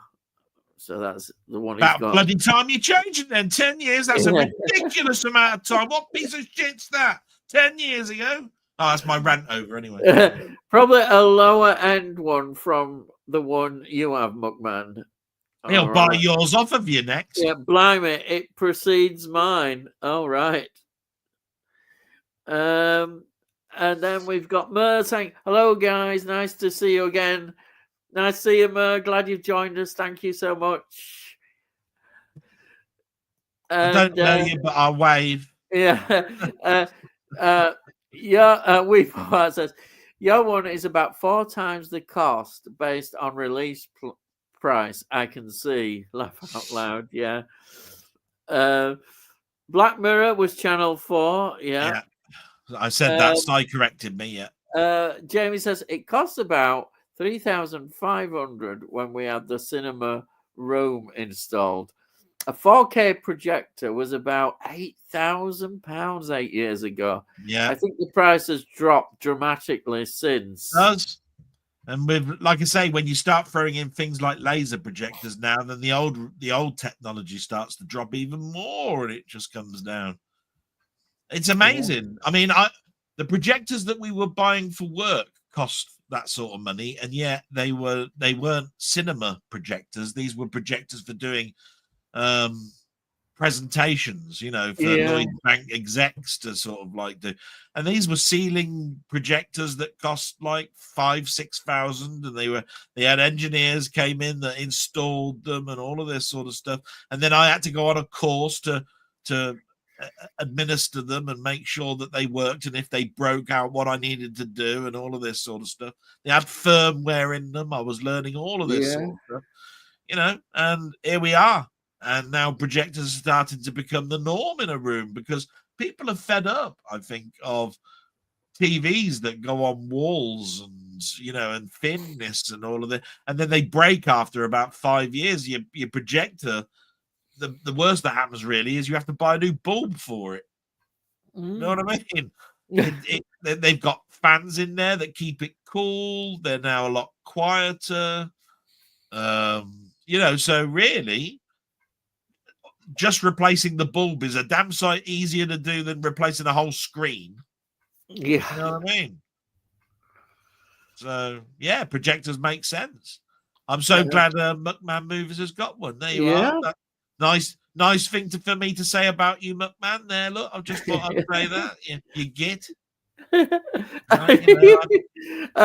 Charles Brooker did Dead Set for them before Black Mirror. Yeah, what season Dead Set? I don't remember that. I don't know too much about it. I remember it coming out Dead Set. But Charlie Brooker to me was always Screen Wipe and all of that sort of stuff. And I loved all the characters he came out with, like Philomena Kunk and Phil Shitpeas or whatever his name is. Yeah. Shitpeas and all that. I just liked all of the piss take he did. Yeah. Of stuff that was going on in the politics and all that sort of stuff. Yeah. And we've got Wee Bob out again. Yeah, my projector is El Cheapo, as it was about £550 when I bought it. but still love it. I would probably put a bit more money into my next version, though. Yeah. Sometimes it's worth doing that. Yeah. It all depends on there. I always think that there is a sweet spot of buying a TV between when it was introduced and when it was dead, like plasma screens, right? We know when plasma screens started. We know when plasma screens ended. The sweet spot was the middle afterwards. Yeah. You know what I mean? And then the technology was cheaper, and therefore that was, but the quality was up here with all of the latest other brands that were coming out. You know what I mean? There's that sweet spot, and it's hard to judge. But if laser projectors are now starting to become the norm, then of course all you got to really do is just look at what's the highest range projector, and then look through the range and go probably back to, and that's probably the sweet spot. It's always pound per buck. You know what I mean? It's like, which one gives you the most oomph for the least amount of money? Yeah. And which one is going to be still around in a couple of years for me to buy the parts for it? Yeah, that's important. Yeah. Like I said, my plasma screen was a Pioneer plasma screen, and it came with a separate box that everything went into, right? I bought it in 2005. I looked up every review about it. The thing cost £3,999, and I remember using my house sale money to buy the damn thing, and it's still going now. Wow. Yeah. It's still in our second living room. And what's it got connected to it now? It's got a Wii connected to it. A Game Boy Wii, a Nintendo Wii's connected to it. Yeah. Nothing more exciting than that. But this thing was incredible. Everybody that used to come into my room and look at the picture went, "Wow, yeah, how sharp that is!" Yeah, because all that was around them was an Xbox 360 and a PS3, and everybody was reminding me that plasmas have a half-life and all of this sort of stuff. And I was going, but it's all based on how many hours you have the TV switched on. The stuff that's in the shops, they're on for, well, sometimes 24/7, because they'll have them on in the windows, advertising. So of course, the half-life would be something like 2 or 3 years. But a normal person that goes to work, comes back, watches 4 or 5 hours at night, and then goes to sleep, it's going to last you about 15, 20 years. You know what I mean? It's like that, really. Yeah. So, but I love plasma. Plasma is my happy place to go back to when I think about tellies. I go, I love my plasma. I love my plasma. And when I think about CRT TVs, my happy place is my Philips 32-inch widescreen that was silver, that came out around about the same time that Sky went Sky B. Do you know what I mean? It's like, yeah. And it was a behemoth of a thing. You needed 3 people to lift it. It would be, yeah. You know what I mean? You needed 2 Arnold Schwarzeneggers and a Sylvester Stallone at the back to put it onto its stand. Oh yeah, that's right. And then you realised, "Oi, guys, come back! You've got to move it forward because I can't get to the cables at the back. I need you to push it back for me against the wall." Oh, they were terrible. They're so heavy, weren't they? Oh God. The delivery man, I remember getting one of these things, and the delivery man, they said, "Oh, we'll set it all up for you," and they were moaning away. What the bloody hell, bloody hell things weighing a ton. What the freak? And then you turn. Then they looked at you funny because you turned around and say, "Can you wall mount it?" Can you look? You can't wall mount it and pull the wall over with you. This thing's so heavy it'll just pull the wall over. You've got plasterboard. You got no bloody chance. Absolutely none, sir. Sorry. You want it? You got to put it on its stand. That's it. Oh, shit. Oh, those were the days, weren't they? Right. I'm just waiting for Foodgate to happen. By the way, it's we 9:30. got No, nobody's talking about. Nobody's. Jamie No, saying, no, I like Charlie Brooker's wife. Who's he married to? she was. Oh, I've forgotten now. But anyway, I'm waiting for the talk about corned beef and chips and shit. Yeah. But I like Charlie Brooker's wife. I'm trying to think. Was she in media? Was she? Wasn't she? I'll tell you what. Charlie Brooker's wife is his manager. Oh. If I remember rightly, his production company is set around his wife. Oh.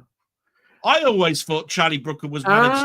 Actually, I've just sneaked down here, and it says, Sai says, Mukman movies. Connie Hugh is gorgeous. Is that the one that was on Blue Peter? Possibly. I'm sure it is. I'm sure she was a Blue Peter. I remember watching a yearly year's wipe, a Charlie Brooker year's wipe thing. Yeah. And I remember him saying, well, my wife's actually my boss.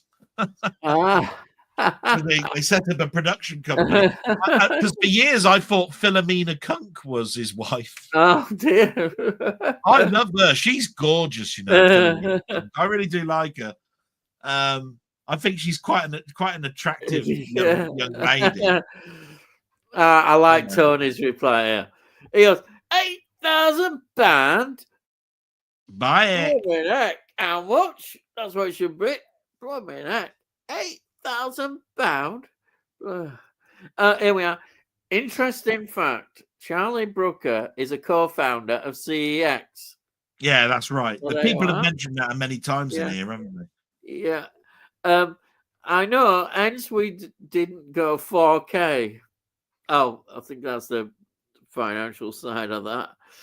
I have this is Stephen Moles. I just have a basic projector, but it does the job. Cost me 80 quid. You can't say fair than that. There's nothing wrong with that, is there? 80 quid's great. I like it. My first projector probably came from Viewmaster, and probably was a torch that you put slides in and shined it at the wall. That was my first projector. Oh, do you remember them as a kid when you used to have the Viewmaster? When you used to have hold it up to your face and go like this. Oh yeah, I've got one of those. I've still got one. And then they made a sort of like more projectionary type thing. It was in like a big torch. Yeah. But I remember as a kid, you got these like a little projector, and you'd stick the slides through and could do your slideshow. Do you remember them? Yeah.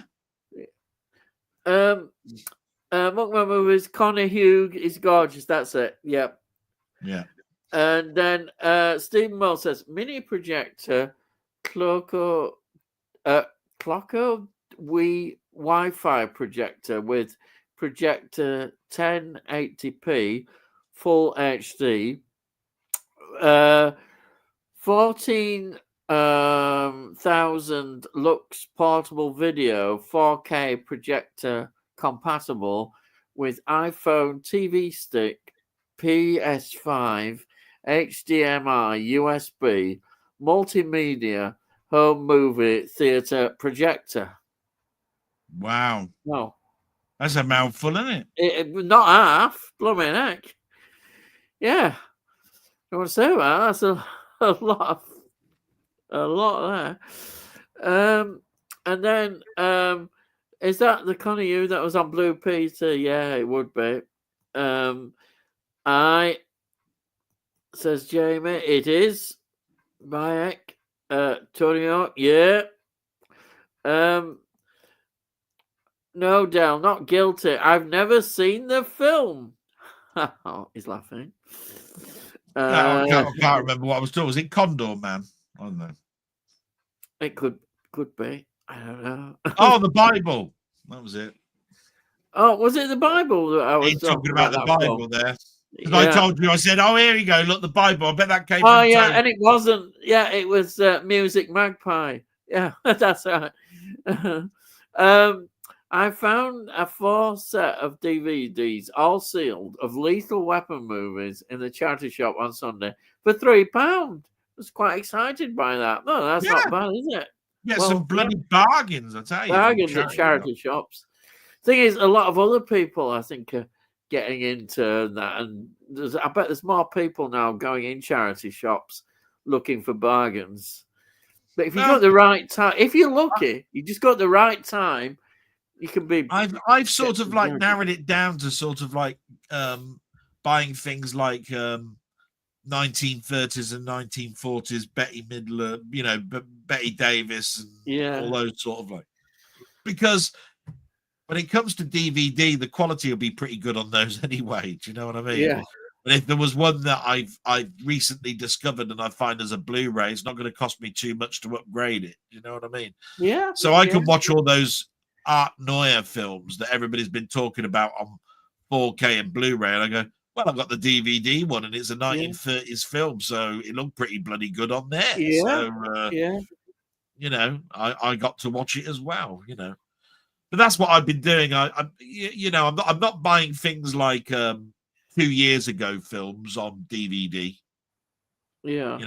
I probably got them anyway on 4K. Yeah. Mind you, there is a lot of films that will probably never get a 4K release that you can come across as well. There's a lot. Yeah. I mean, I don't know what the ratio is, but it must be massive between what's released on DVD to 4K films. Yeah. It must be such a lot. Because when DVD has been, how long DVD? Since about 2000? 2000, yeah, 1999, somewhere around there. There was a lot of years, weren't there, producing DVDs? Yeah. Yeah. And every disc system that's come out since is backwardly compatible with it. Yeah, and people still like it, and I can see why. Mothers can afford it. Yeah, it's cheap. Mothers that are on the breadline can basically sit their kid in front of the bloody telly with a DVD playing bloody Finding Nemo to their heart's content because they can get Finding Nemo for £1 out the charity shop. It's not bad. The DVD player probably cost £5 off of eBay. Yeah, and she can basically therefore, put the food on the table and still keep the kid interested. Because there's no CBBS anymore or bloody stuff. It's all cookery programs and shit. Loose women and that. And for us as collectors, there's all these TV shows that'll never get a Blu-ray release that you can get on DVD. It's good, isn't it? Yeah. I mean, I don't want to go down the route of that we Bob Art's just a cheap bastard, and that's why he bought them. Right. We don't want to go down that route, do we, Bob? And outside say, Delboy, take that back about Condor Man. Will I buggery? That animal. Jamie says Delboy prefers the spoof of Condor Man, Condom Man. Brings back many memories, yeah. Condom Man. And a good laugh there. Size. Simons, everybody send a copy of Manimal to Delboy. His favourite series. What a load of bollocks. Anybody that mentions that bloody TV series ought to be like, you have to go do a couple of Hail Marys and go and sit in a corner somewhere. Yeah. What a piece of shit that is. Jamie, he says, I want to watch Conclave. Watch it. It's superb. You'll love it. It's supposed to be excellent. Honestly, it's brilliant. Absolutely brilliant. I hope they release it on physical media. I really hope so. Definitely have to get it. I enjoy Conclave. Such a good performance from Ralph Fiennes. Yeah, it is. It's brilliant. Isn't Ralph Fiennes pronounced Ralph Fiennes? Yeah, I know that I get it pronounced wrong. I don't know. I put my hand up. I'm no good at pronunciation and names, I tell you. Yeah. So Ralph Fiennes, not Ralph. Oh, Ralph. Oh dear. Ralph. Yeah. He'll have to put up with what we call it. It is, yeah. We're just doing the mix of northern and southern bastardization of everything. So, but I would like to see Morons from Outer Space get a Blu-ray release on DVD. It's going up in price on eBay from £20 upwards. That's the is it the Smith and Jones bloke, isn't it? I forgot. Mel his name. Smith, Mel Smith. That's it. Morris from Outer Griff Space. Rhys Jones. That's it. Yeah. You've got Ozzy, you know, from Auf Wiedersehen petting it. Yeah. Stella Stevens, is it? No, not what's her name? Pamela Stevens. Pamela. No, Yeah. it's the one who used to be on Not the 9 O'Clock News. No, I don't know. Yeah, that's Pamela Stevenson. Oh right, yeah, Yeah, I think so. Yeah. It's been a lot. She's married to Billy Connolly. It's been on Talking Yeah. Pictures an awful lot. Yeah. And I must admit, it's one of those ones that I really quite liked, but you shouldn't like it because it's really pretty crap. Yeah, but it's good fun. But it's good crap. Yeah, yeah. Because Mel Smith goes off in a totally different offshoot to everybody else. Those three turn into superstars while he's still cacking about, not knowing where he is on a planet and all that sort of stuff. Yeah, it's quite good. And they've got that catchy song, haven't you? We're morons, atmosphere. You know, got a catchy tune, like Not the 9 O'Clock News used to have a tune at the end of every one of their episodes. Do you remember they had the trucking one about trucking? I like trucking. I like trucking. Oh, yeah. I like trucking and I like to truck. Yeah, and your big that bar of chocolate, the what do you call it? Yeah. They just used to do a parody Yorkies. tune at the end, didn't they? The Arab, those Yorkie bars, God blimey. Oh yeah, they're not for girls, and then everybody and then all of a sudden they were like, "Whoa, pull that advertising campaign down!" Jesus. James says, "Thought so. I've heard a lot of people pronounce his name wrongly recently." Yeah. Oh, I'm one of them. I put my hand up. Yeah. You know. Talking of pups, have you seen the Borgias with Jeremy Irons? That's going back as far as the Tudors, isn't it? The Borgias. This is this Italian family, isn't it? Who were fighting to get controlling Pope, being Pope, and all that. And I don't know if that was. I remember a TV series of it on BBC One, but maybe they have made a film of it. Yeah, I must have looked that up actually because I remember the Borgias coming out. I think it was quite a you know, as far back as the Tudors, but I know that in the last couple of years, Netflix they've done a Vatican one with Anthony Hopkins or something. I just remember the BBC doing, like, they used to do loads of these dramas in the 70s. It would be going back to 70s. Oh yeah, I mean, there's the White Queen, there's the White Queen, isn't there, and all of this sort of stuff, you know. But it was really scandalous at the time, and Mary Whitehouse, I remember, was getting all anxious about it because of what they were up to. I might have to just disappear for a moment because I've noticed that my machine's done a Windows update while we've been doing it. It keeps bloody going mentally mad, asking me to reboot. But can you hold the fort while I just reboot? Yeah, okay. I'll carry on doing comments. I'm so sorry to everybody. It's just right. I should have turned Windows updates off. Yeah. Okay. I'll let you. So we've got Bookman movies. Jamie, no, but I've seen Bash the Bishop quite a few times. Would you like to bash the bishop? Yeah. I like that. There's always one that lowers the tone. Yeah. Oh dear. Yeah. James says usually me. Sai says Woman of the Hour is based on real events, I think. Yes, it is. It's this serial killer. Yeah, it's very good. I was surprised how good it was. Though, to be honest, it still felt like a Netflix kind of film, if you know what I mean. But I enjoyed it. I think it was really good. The actor who played this serial killer was pretty good, pretty creepy. and she played the sort of main character, this woman, and she was good as well. She had that naivety about her, and then things started to work out, But it just amused me that they had this dating show, and it was just like that Cilla Black one that they had on the ITV, where they have like a screen and there's a girl, and she chooses which of the three blokes that she's gonna go on the date, and they ask them these questions, and these questions are all very contrived and rehearsed and that. But it was quite good. I quite enjoyed it.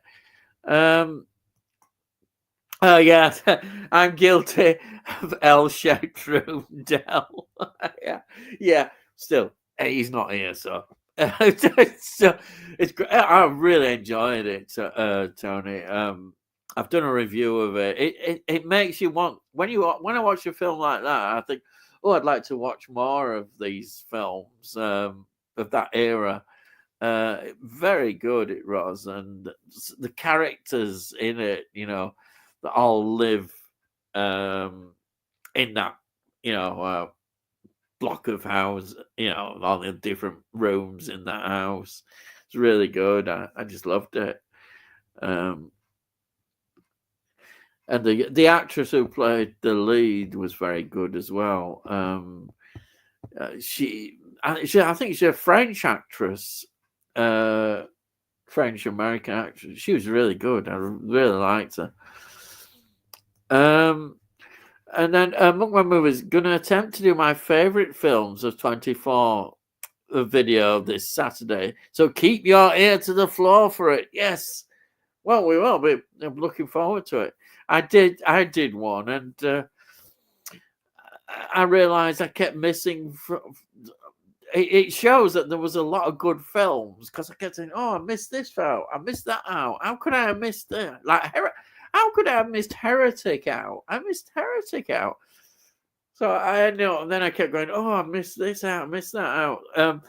So it's best to think about it quite a bit, definitely. And I didn't do a number. If you put 10, you're gonna end up just doing loads. I just put my favorite films, and then I could just do what I want. But it still wasn't enough, because there were so many. I kept forgetting. I think there was a lot of good films. And Steve Moore says, I like the porn film Desirous Nuns. Oh, right. I'm sure there's a lot of non-porn films. I think it seems to be quite a popular category. Tony says, I have an Italian nun film, Flavio the Heretic, to watch. We'll have to move it up the watch pile. Yeah, that sounds good. Yeah. And was it Indicator or somebody like that who did a nuns film series? But they were all sort of more soft porn nun films. That's what they tend to be. It might have been Indicator, I don't know, but I know there was some box set. It probably was them, Indicator. And then Steve Moore says, at Tony York. And then Weebobot says, my video was 68 videos. Woohoo! The good, the bad, and the ugly. And then my top 21, just because. P. Yeah. Well, why not?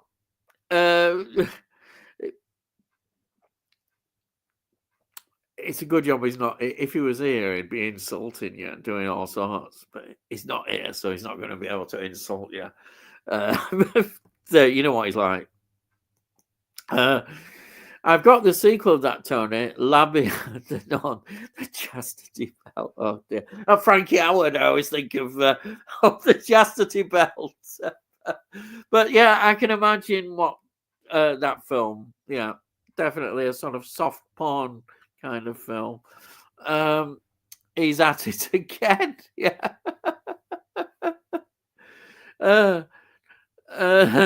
Feed me the ammunition. Yes. Tony's lost the wee Bob bet. Ah, right. I thought I said 2048. Can't see him getting there in 6 minutes. I did it. I checked. Wee Bob is out. Oh dear. Si says, what up and coming films are you looking forward to? For me, there's 4. The Monkey by Osgood Perkins. I've heard a lot about that. The Running Man, yeah, by Edgar Wright. Superman by James Gunn. And Frankenstein by Guillermo, I can't say it's Guillermo del Toro.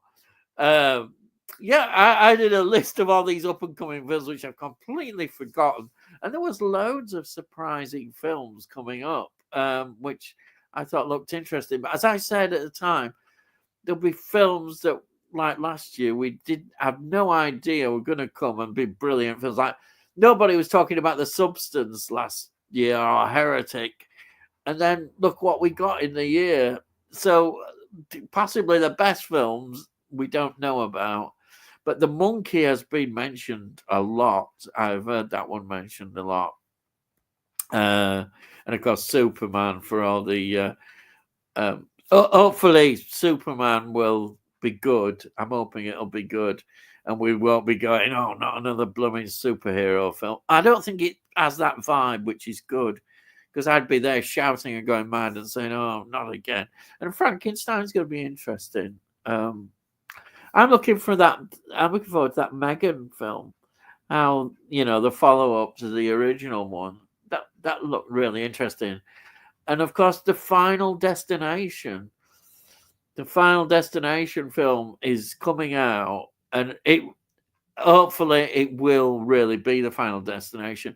And it is sadly the last appearance from Tony Todd, who died not that long ago, did he? But he obviously made an appearance in that film because he's down in the film, and that'll be his last appearance. So that's good. But Final Destination series, I absolutely love them. Tony Todd, great in so many, pops up in so many films, but in the Final Destination, you have to have him in, and so I'm so glad that that he has got an appearance in there before he's sadly gone. But I just love Tony Todd. Yeah, so sad. I can't think of any. I've forgotten. There was loads of them. But there was loads of stuff. The Monkey I know definitely stood out. I've forgotten. There was lots of them. Oh yeah, there was another Jurassic World, wasn't coming out, which I like the dinosaur films. It probably get a lot of criticism and what have you, but that's what you expect. It'll probably I don't mind them. They're never going to live up to what you expect, but I think they're all the most film that nobody's looking forward to, but somebody might be another blooming Avatar. Avatar, Bayek. Well, Avatar. No, not Avatar, please. That's going on forever. Why can't he do? So I could go into a rant. Why can't James Cameron get back to doing some decent films like he did? All those good films. He's wasting his time on Avatar. No. Why? But yeah, it's going to be exciting. But as I said, there'll be films that we're not talking about now. But when we come back end of year, we'll be saying, "Wow, that was a great film." Absolutely. And then 5 minutes, tick tock, and. Tony says, this week I saw The Devil's Backbone for the first time, directed by Del Toro. I bet that sounds good. I bet it was. And then we've got Mukman Movies. Oh, crikey. Yojimbo and Sanjuro are 2 separate films, Delboy. Sanjuro is a sequel to Yochumbo that follows the same character. He's not here, of course. I don't know what, but yeah, And then The Devil's Backbone is a modern day classic, Tony. Boldly love that film. Great atmosphere and direction. Bloody love. Eh? Eh. Such a great ghost story. All right. I found it very enjoyable, Jamie. I was attracted by the setting, interested in the Civil War era in Spain. Yeah, fantastic era. And I don't know if you read books. I always loved reading the George Orwell book because he fought in the International Brigade in Spain. It's very good. I remember reading that and I've forgotten it. But yeah, there ought to be more films about the Spanish Civil War era with Franco and what have you, the Republicans. A lot of interesting things going on because Germany was using it as a practice for what they were going to do to the rest of Europe. That's why they ended up supporting Franco, and they won basically because of the German help. It's a great film. The International Brigade is a fascinating story. All these people coming to fight for the Republicans. Amazing. Charles Duncan. A good film to start with, Del, he's not here, is the Japanese horror film Tag. Loads of kids getting chopped in half. Well, that sounds marvelous. Sounds marvelous. Yeah, I like Japanese films. Great. Akira is a fantastic, but it was impossible to condense the story into a 2-hour film, so it's quite hard to follow for the uninitiated. Right, and it's one that's always mentioned, that one. Simos, I did a Jackie Chan marathon over 3 days, Friday, Saturday, and Sunday. I watched 28 of his films. Blooming heck. That is a marathon. Starting with New Fists of Fury. He must have made a lot of films. 28 you watched. He must have made a hell of a lot of films. Right. And then we've got Steve's Gaining. Hi, everyone. You've probably been watching it. He's disappeared again. I mean, blooming heck. You can't get the staff, can you, nowadays? You can't. I mean, what are you going to do with these people? They just go off, I don't know what he's doing. Yeah, I don't know. And then I presume you have seen Pan's Labyrinth, Tony, another Spanish Civil War film. Yeah, by Guillermo del Toro. It's a film that's always talked about, and is an excellent film. At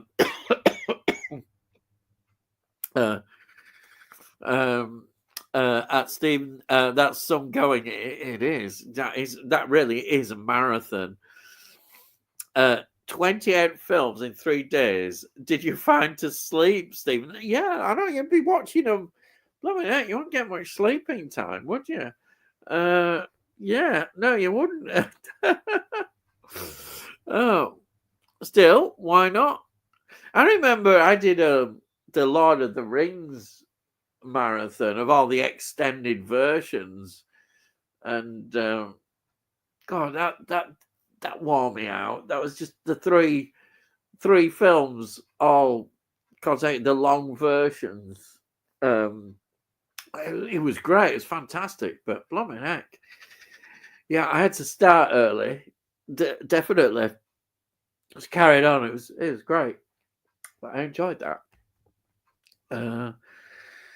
And then we've got Andy makes Star Wars. Happy Wednesday, lads. Street Fighter animation was manga.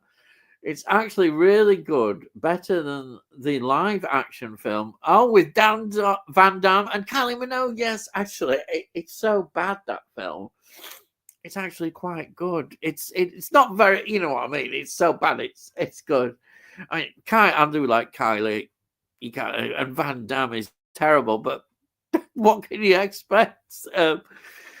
It's so bad, isn't it? It's so bad. But hey, and I'm not a gamer. I don't. I wouldn't. But funny enough, that's one game.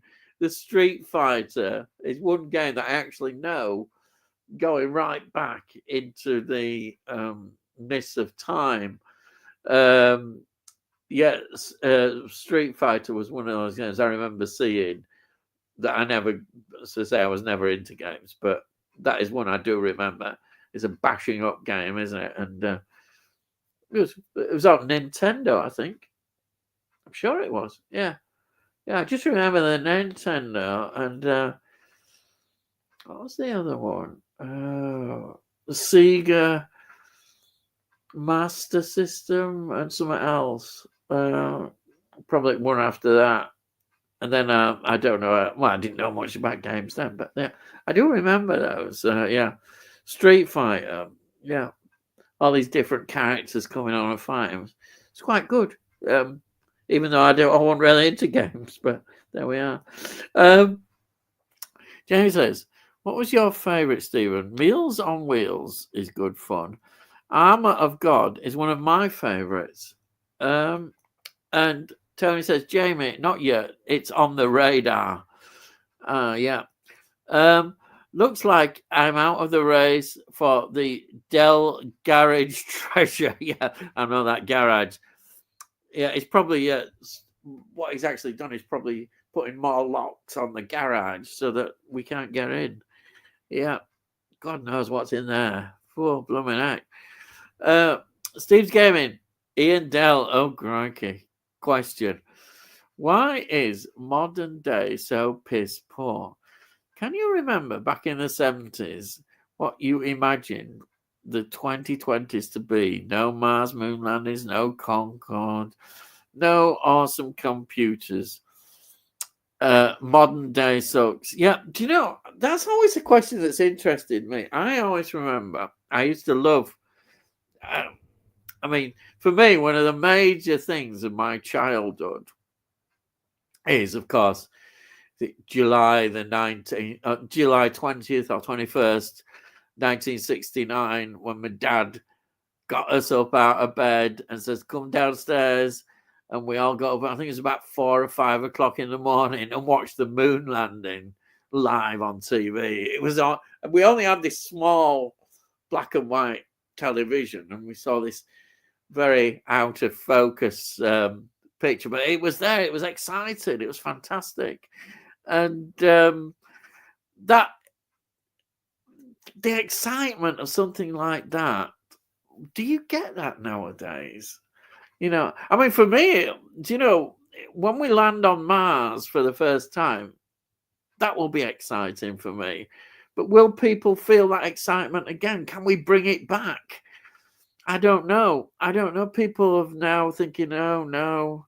And I was reading, and it in a way it makes logical sense that maybe we won't be. Oh, sorry. Oh, sorry. I didn't see you down there. How long have you been there? Oh, blooming heck. Bloody 10 minutes. No, I'm sorry. I didn't see you. I've heard Master System, Street Fighter. I've heard, bloody hell. Oh dear. I'm sorry, everybody. I didn't see you. It was at the bottom there. God, we've been out. Oh God, we've had some questions. Actually, there's a good one for you to get into, because you can have a good rant about modern day things. Why is modern day so piss poor? There you are. Because we've now got the millenniums that are born brats, as far as I'm concerned. To put it mildly, they've grown up now with mobile phones, tablets. They were playing on them at 18 months. The best I could hope for was Kaplunk and Buckaroo. You know what I mean? Playing outside. We're scared to let our kids go outside. Cinema is now, as soon as the film is out, there's a documentary telling you how the director did it. I had to wait 5, 7, 10 years to work out how Superman flew. You know what I mean?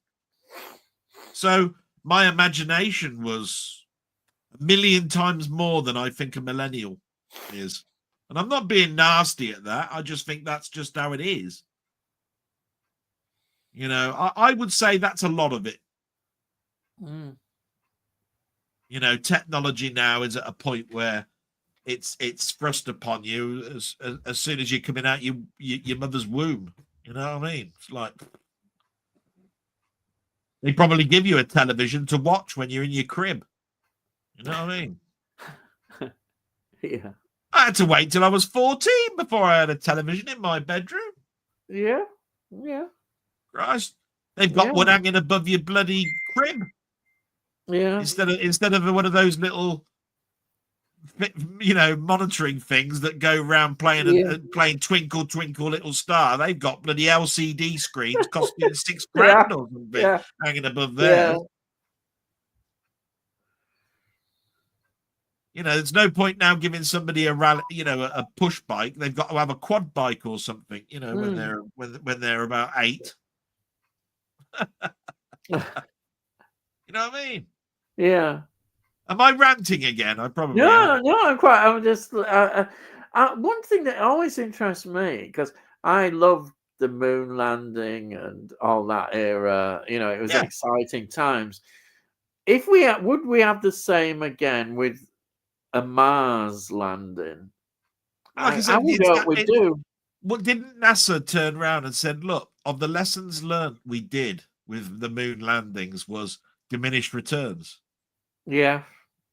As soon as we went up 2, 3, 4 times, the public just lost interest. Yeah. If you're going to Mars now, as much as I'm excited by it, to the rest of the world, it's like, and you're just going a bit further away. It's another planet that's got nothing there. Do you think that maybe they'll start thinking that maybe they should use robots exploring space and not bother sending humans in the future? I tell you what, robots. Nothing gripped me more as a kiddie, right? Than the Voyager missions. Yeah. And I still think the greatest achievement NASA ever did was not landing on the moon. It was sending out 2 probes that basically just went out there with a camera that right now is the oldest camera in existence, I think, floating about out there, giving us the most startling pictures of Saturn and Jupiter and everything else. Right? Wonderful. Yeah. And there is nothing more achievable than that. And I just think to ourselves, why is it that we haven't sent out more probes like that with better cameras and better propulsion units that could catch up with them and surpass them? Because how many years has gone by? 1977 up to what? 2025. You'd think, Christ, I could send a probe up now and it'll be there tomorrow. Caught them up. Yeah. No, but no, we've had films Back to the Future that are basically, you know, that says we're now at Jaws 38. We've got holographic projectors, blah blah blah. That have never come off. You know, we've got some stuff. You know, MRI scans and stuff. If you look at, there's an interesting book and a documentary that says the science of Star Trek, isn't there? Saying just how much of science that that came out in Star Trek is actually in real life now, and it's probably the closest you'll get to things that are, you know, that's doable. You know what I mean? You know, as much as we've got a, you know, he's got a hand device that says, oh yeah, he's got cancer, look, right? Right. You step into a machine now and it does the same thing. It's just that it's not small yet. Yeah. You know what I mean? But so as do you think the millenniums and all these people have just lost that excitement about all these things? It's not exciting to them anymore. We were excited because we couldn't believe it. Yeah. Yeah.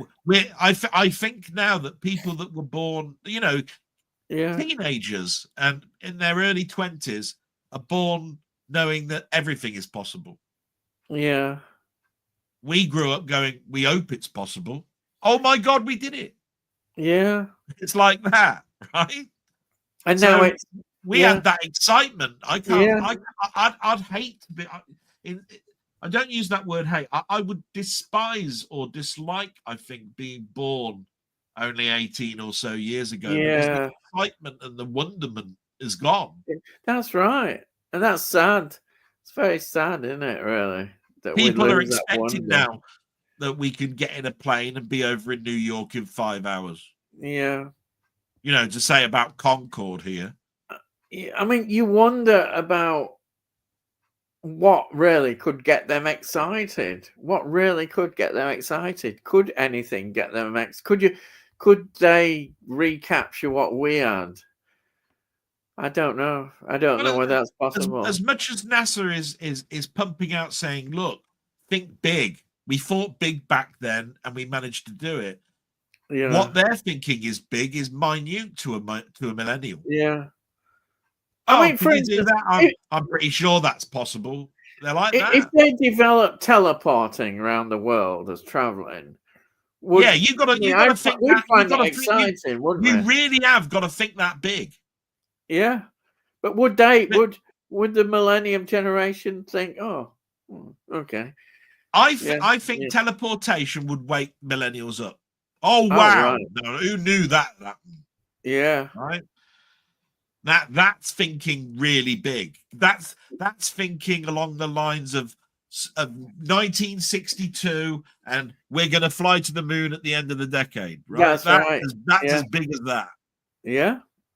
Right. Yeah. But we don't. We just go, oh, we're going to send a robot to Mars. Oh, yeah. Right. We're gonna. I mean, I'm excited because, I mean, like I say, a couple of weeks ago, NASA turned around and said, "Look, our new probe is naturally going to touch the sun. We're actually going to fly around the sun, and we're going to nearly touch the corona, and we're going to get all this." Successful. But I'm pretty sure that if somebody was, if you were talking to a 17-year-old, right? Yeah. If they were on the sofa, they would probably be looking at their phone, finding out what's on entertainment tonight. Yeah. Right? And then mum and dads would be talking to him saying, look, we're going to touch the sun. And he'd be going, really? Oh, right. Okay. Yeah. And then he'd be back on his phone or her phone going, what's on telly tonight? Yeah. Right? Because that's about as exciting as a person gets. Isn't that sad? Yeah.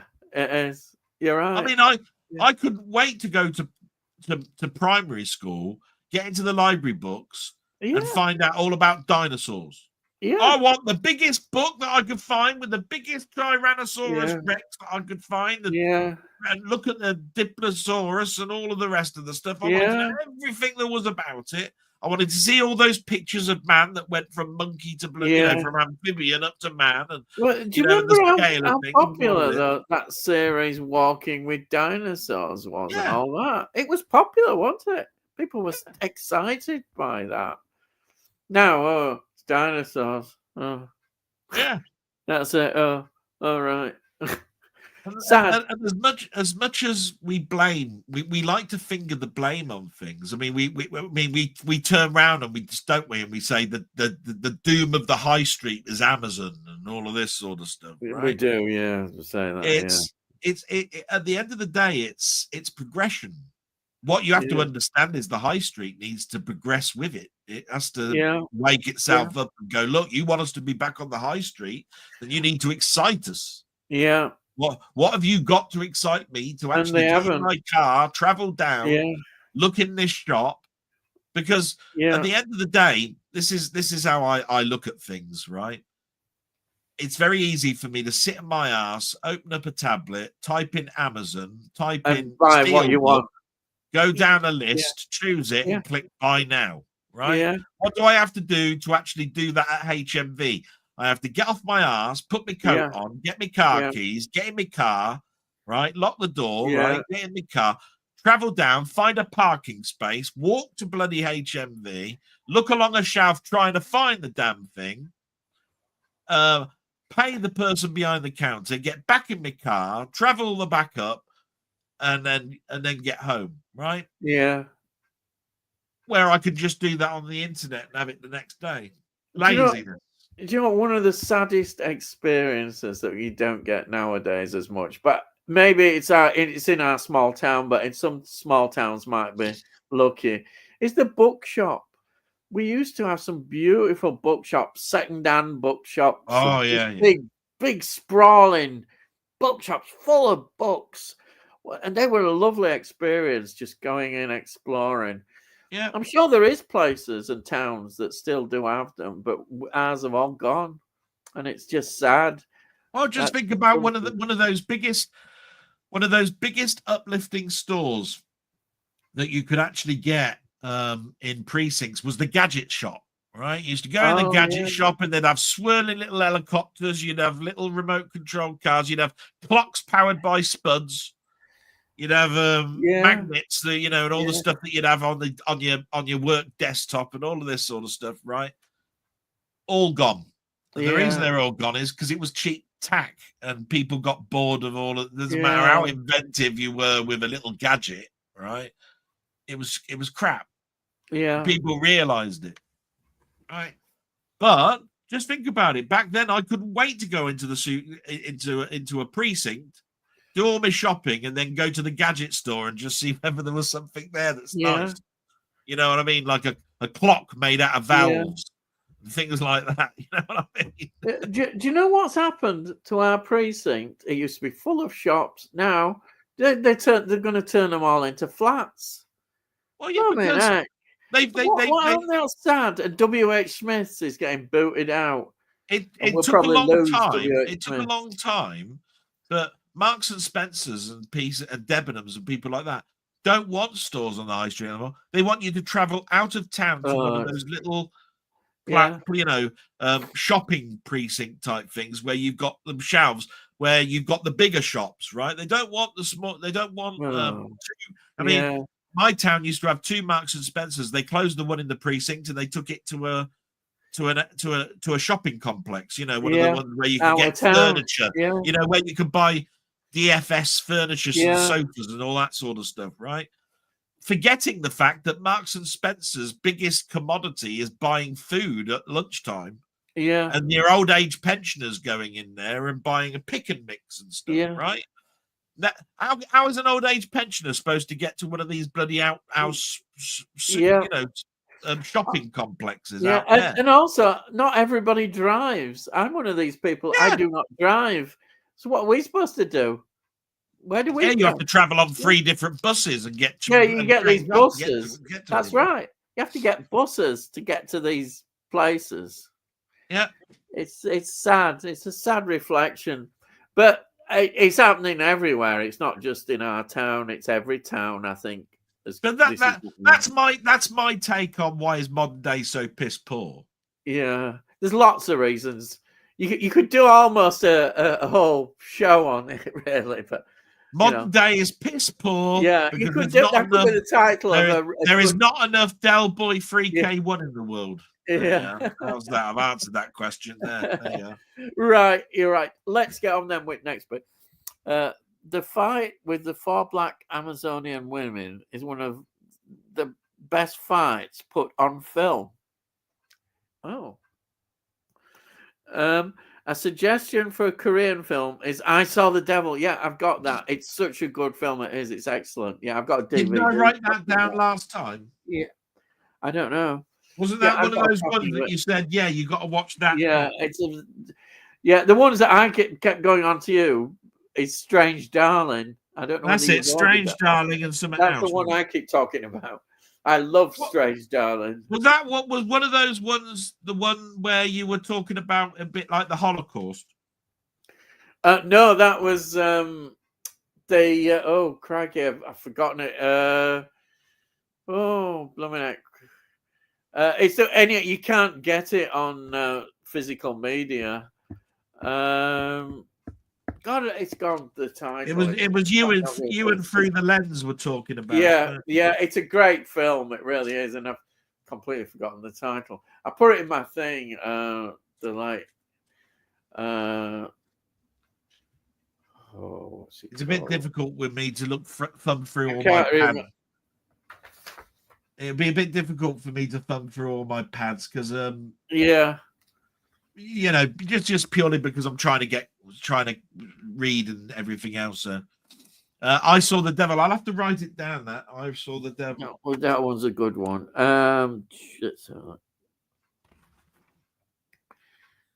So Sai says, I saw the devil.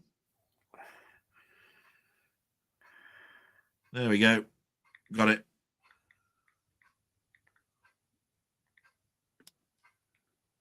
Carry on. Sorry, I'm just out checking that. I can't dance. Next to concentration camp. I think I should. It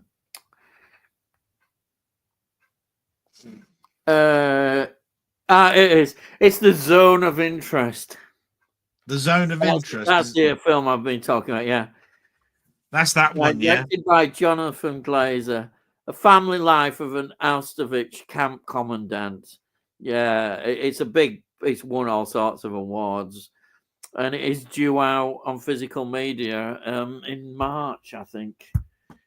See, we're about a week into the new year, and nobody has said anything about 4K editions of The New Omen, of Maxine, of all sorts of Sting. I think it was called Sting, wasn't it? Yeah. Oh well, everybody's waiting with The Substance. Have we got a date on The Substance? And yet, Gladiator 2's got a release date. Yeah. And yet, and here we are still waiting for the Waterloo one. Yeah. So Gladiator 2 is going to come out before Waterloo does. Brilliant film. Ian watched it recently on my recommendation. Didn't do a review though. I wonder which film he's on about there. You see, that's because your mind's blown, isn't it? You see, if I'd have been here, I could have told you. But yeah, I don't know. And by the time that he tells you, I don't know. It'll be another 15 minutes before you get to the comment.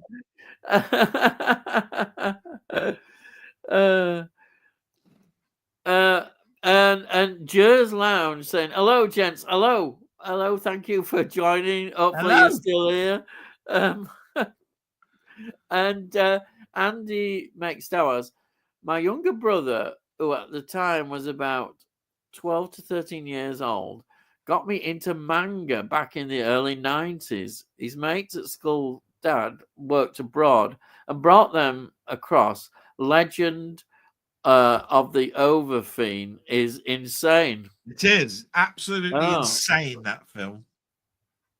All right. And well known to be just bat crazy sexual all over the shop. Bat crazy. He says here, too many megalomaniacs in the modern world. Donald Trump eyeing Greenland. That is have you heard that all on the news today? Yeah, isn't it ridiculous? They're all talking about the reasons behind what he's saying, and because he wants to call Greenland the new state, doesn't he? He says it's he says it's to protect things like the resources that are there, so that other people are saying what it is that you want the Panama Canal and all of this sort of stuff. He's mad. This is why people voted for him. I don't know, but there you are. I'm only 4 minutes out. 2048 to 2042. Garage raid upcoming. They're on about your garage. Yeah, what is it about my garage that people are interested in? They're laughing at movies.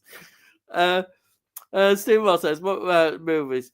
I like a lot of his movies, mainly his earlier films, which I watched. I didn't watch any of his later movies, like Rumble in the Bronx. Oh, we talking about Jackie Chan? That's Jackie Chan. Yeah, the question on Jackie Chan. I didn't, because it had a marathon where I watched quite a lot of Jackie Chan films. 25, was it 26? I don't know. It was a lot. Laugh out loud, Tonio. I thought Jamie might have had it there. All right. Godfather Drags compares to Oh, now Samurai Jack. that is controversial. Godfather's brilliant. In fact, though Godfather 2 is brilliant, I still just love the first Godfather. It is a masterpiece. Same with me. I'm going to use that word. I don't often say that word, masterpiece, but Godfather is a perfect film. It really is. It is. I will never compare the two because they're two totally different films. Yeah.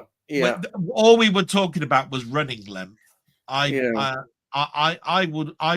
will say, till I go to my grave. I think that they're two fantastic films for two different for pole differences in the reasons why.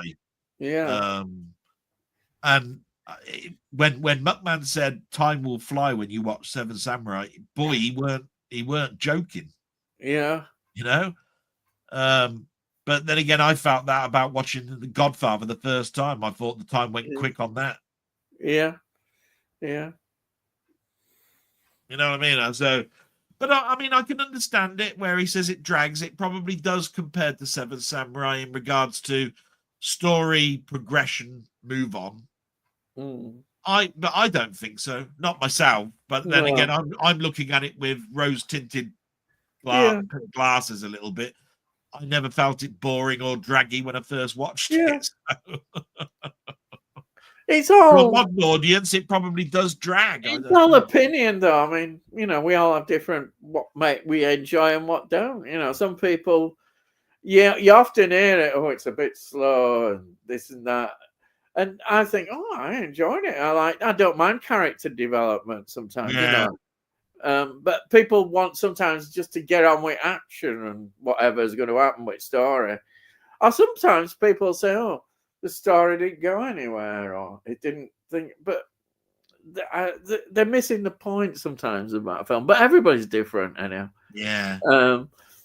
I think there's always been a type of megalomaniac. Business moguls, political leaders, etc. Trouble is, today they get instant worldwide coverage. Well, it's true. I mean, I'll tell you who gets instant worldwide coverage. That bloody Tony York gets instant bloody worldwide coverage. His DVDs are going to Ian. They're going to bloody everywhere, but me, right? Bloody everywhere, worldwide coverage. We might as well call Tony York bloody UPS. Christ. Megalomaniac, he bloody well is. He's cornered the market with getting his stuff across to everybody. Bastard. There's another rant. That's the second one we have had. Oh dear. Poor Tony. I'm about to try and get that one in. I tried to shoehorn that one in. Oh, I'm sorry, Tony, but you know what he's like, don't you? Simos, Tony, I slept for a couple of hours mainly on the back end of Sunday, looking at there's a lot around the 90 minutes mark. Oh, that's all the film marathon. Yeah. A couple of hours isn't too bad, Talking about runtime, the film that won the Best Picture at the Golden Globes is 3 hours, 46 minutes long. Oh, yeah. The Brutalist. Is that I haven't seen that. Yeah. I've heard it being mentioned now quite a few times. That's good going. I'd be nodding off after an hour or two. It's your age, lad. It's your age. Nursing home, here we come. Yeah. This weekend is going to be Donnie Yen Marathon. He's another martial arts dude, isn't he? Lad, I should say. Martial arts lad. Not dude. I sound as if I'm really cool, which I'm not. No. The IP Man films are great. Oh, right. Yeah, we talked about them a couple of weeks ago. I quite like them. Simmos, you'd better include Rogue One. Oh. Well, Rogue One is Star Wars. So what were That we is, talking about it's then? a standalone Star Wars thing, isn't it? Yeah. So what were you talking about when I was off? Oh, What was Stephen Morse talking about? I don't know, probably. I don't know. I forget. know. As you know, I forget everything. I've Yeah, got to I watch am. 20 minutes on replay myself. I have to go back all the time checking. My brain is gone. So for a walk. Also, Flashpoint is a good Donnie Yen film too. So you're into all these I've sort seen of martial Flashpoint. arts. I've seen Flashpoint. I know I've seen that. I can't Yeah. remember much about it, but I know I've seen Flashpoint. I've just heard that Donnie Yen name and it pops up martial arts. A new one which I watched the trailer today called The Prosecutor looks good. Comes on the cinema 10th of January. This Friday. Yeah. Jamie says, I watched the Roger Moore documentary this week. Was really enlightened. Wasn't aware he'd been married 4 times. Randy Barstewart. That Roger Moore documentary was the thing that I mentioned on BBC Two. I think a lot of people watched it because there was so many times I mentioned that Roger Moore documentary. It was brilliant. And I think his early marriages are the things that we're talking about here, because he did marry in the 50s and 60s a couple of times, but as soon as he got onto his last wife, I think they were married for years and years and years. I think it was like 30 or 40 odd years. Yeah. He's just an interesting character. He's just a fascinating character. And it was one of the better things on Christmas TV, wasn't it? Because they want much. Yeah. They want much. I mean, like I said, even though I went to the cinema to see the Superman documentary, the Christopher Reeve. Yeah, that was another good one. Yeah, it's been on Sky Documentaries now a couple of nights, and I've watched it over and over again. It's one of those things where you're looking back at history on yourself. I think the fun part of watching a documentary on somebody that you've watched on celluloid is you're also reflecting on yourself, on what you were doing at the time that they're talking about what was going on in Roger Moore's life. So maybe he'll be talking about The Man Who Haunted Himself. You instantly go back. What was I doing in 1970? Oh shit! You're instantly doing that. So you're doing your brain's doing two things. Yeah. And that's what makes it entertaining for yourself. You've just kind of answered the next question, because we always say this film. You just said it. Favorite Roger Moore film, not Bond. You just The Man Who Haunted Himself would be up there with mine. Yeah, it's just such a good, clever film. Something very special about. I wasn't really appreciative of him in things like the Cannonball Run films and things like that. Size got him. Yeah, I remember this one, North Sea Hijack. North Sea High. There was a lot of these Wild Geese, North Sea Hijack. There was a lot. He was in a film. Wasn't he in a film called Gold? Yes, he was. Yeah, Gold. Yeah. I bet that's a Wilbur Smith one again, isn't it? Is it? Yeah. Probably something like that. I'll probably start the Donnie Yen marathon with the Tiger Cage trilogy. Sounds good to me. Yeah.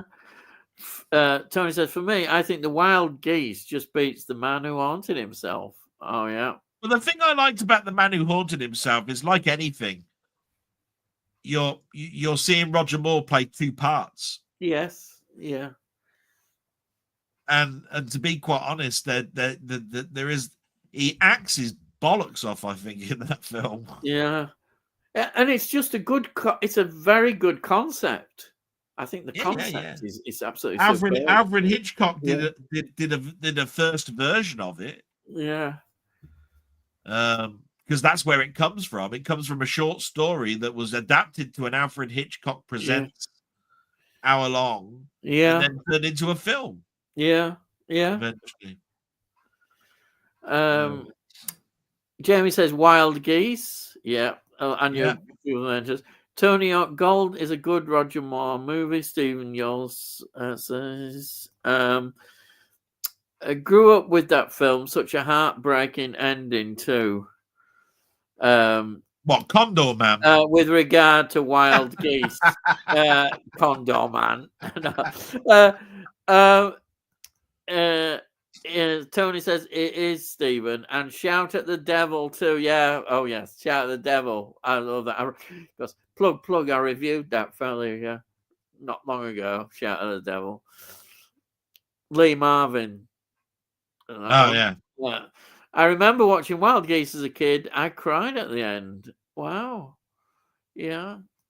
James says my mum was distraught at the end. Spoiler: she's a big fan of Richard Harris, so when he died, she cried her eyes out. Yeah. That is a big spoiler now. If anybody hasn't seen that film. What? Richard Harris is dead? Yeah, of course he's dead. Yeah. Christopher Walken stars in a later rip-off of Wild Geese, Dogs of War. Yeah, I've heard of that one. Yeah, heard of that one. Yeah, myself. Yeah. Any good? Never seen it. Jamie says. I have the DVD, Jamie. It's okay. No shit, Sherlock. Wild Geese. No shit. I've got the DVD. What DVD ain't you got, bastard? The only DVDs you haven't got are the ones you've sent to me. Yeah. You blockbuster Tony. Jesus. He says Wild Geese. He wants to change his name from Tony York to Blockbuster Tony. Blockbuster Tony. That would be a better name. Wild Geese would never get made today. The Woke Brigade would be up in arms. Hey, we're not having that, Bayek. You can't. You're not allowed. You wouldn't be sending a crack commando team in anyway. You'd be sending in robots. You're not allowed. Yeah. It'd be a war of tablets. Mukma movies, that's so true. Escape to Athena and Sherlock Holmes in New York are good too. Escape to Athena? Yeah. I've heard that name. I don't know where I've seen it. Escape to Athena. I've definitely heard that one. Very true. The film world is a lesser place because of it. He's just reminded me of a film I want to watch this weekend now, which is The Adventures of Sherlock Holmes' smarter younger brother. Oh, yeah, I've heard of that. I want to watch that again. I haven't watched it in a long time. Escape to Athena is fun. Good cast. Not seen Holmes in New York yet. All right. No, they're mostly skyscrapers. In Sherlock Holmes in New York, is it? That was a good joke. That Holmes in New York. No, they're mostly skyscrapers. That was a classic joke. That don't go past these things so quickly. These jokes, yes. Don't worry. I'm surprised Wild Geese doesn't get a mention on that Roger Moore documentary. Yeah. Moore, Burton, Harris, and Kruger, as well as loads of other great British character actors. What a cast! Yeah, I'd agree. Yeah. There's a lot of films they bypassed that I think were really good classics that they got a passing mention. It was almost like, oh, in this year he did this, but they concentrated on the one that you'd rather them not to have done. They should have done this. It was, but then again, the documentary was what, an hour and 20 minutes or something. It was very short. It wasn't that long, extremely long. So I'd like to see a longer documentary on Roger Moore. Charles Duncan says The Wild Geese is one of the last war pictures with a great original cast. Sadly, nearly all gone now. Yeah, I know. I tell you what, this weekend I watched Kelly's Heroes again. Oh, that's a classic, isn't it? It was on telly again. I was watching it. And A Bridge Too Far was on as well. Oh, Richard Attenborough. Now, how many bloody actors are in that? You got Sean Connery, you got bloody everybody in that film. The great thing about Richard Attenborough, he could ask, they'd all come to do his film, wouldn't they? Anybody would. He's so well loved and respected. Yeah. You want to see films with stars in? Just watch A Bridge. Jesus. Just get Richard Attenborough, and he'll get at the time anybody would do a film with Richard Attenborough. Yeah. Fantastic. Through the lens. Hello, fellas. How are you tonight? Went to see Nosferatu again today with my dad. I've never seen him so confused in my whole life. Oh dear. Oh, hey, what's going on? Hey, Mike.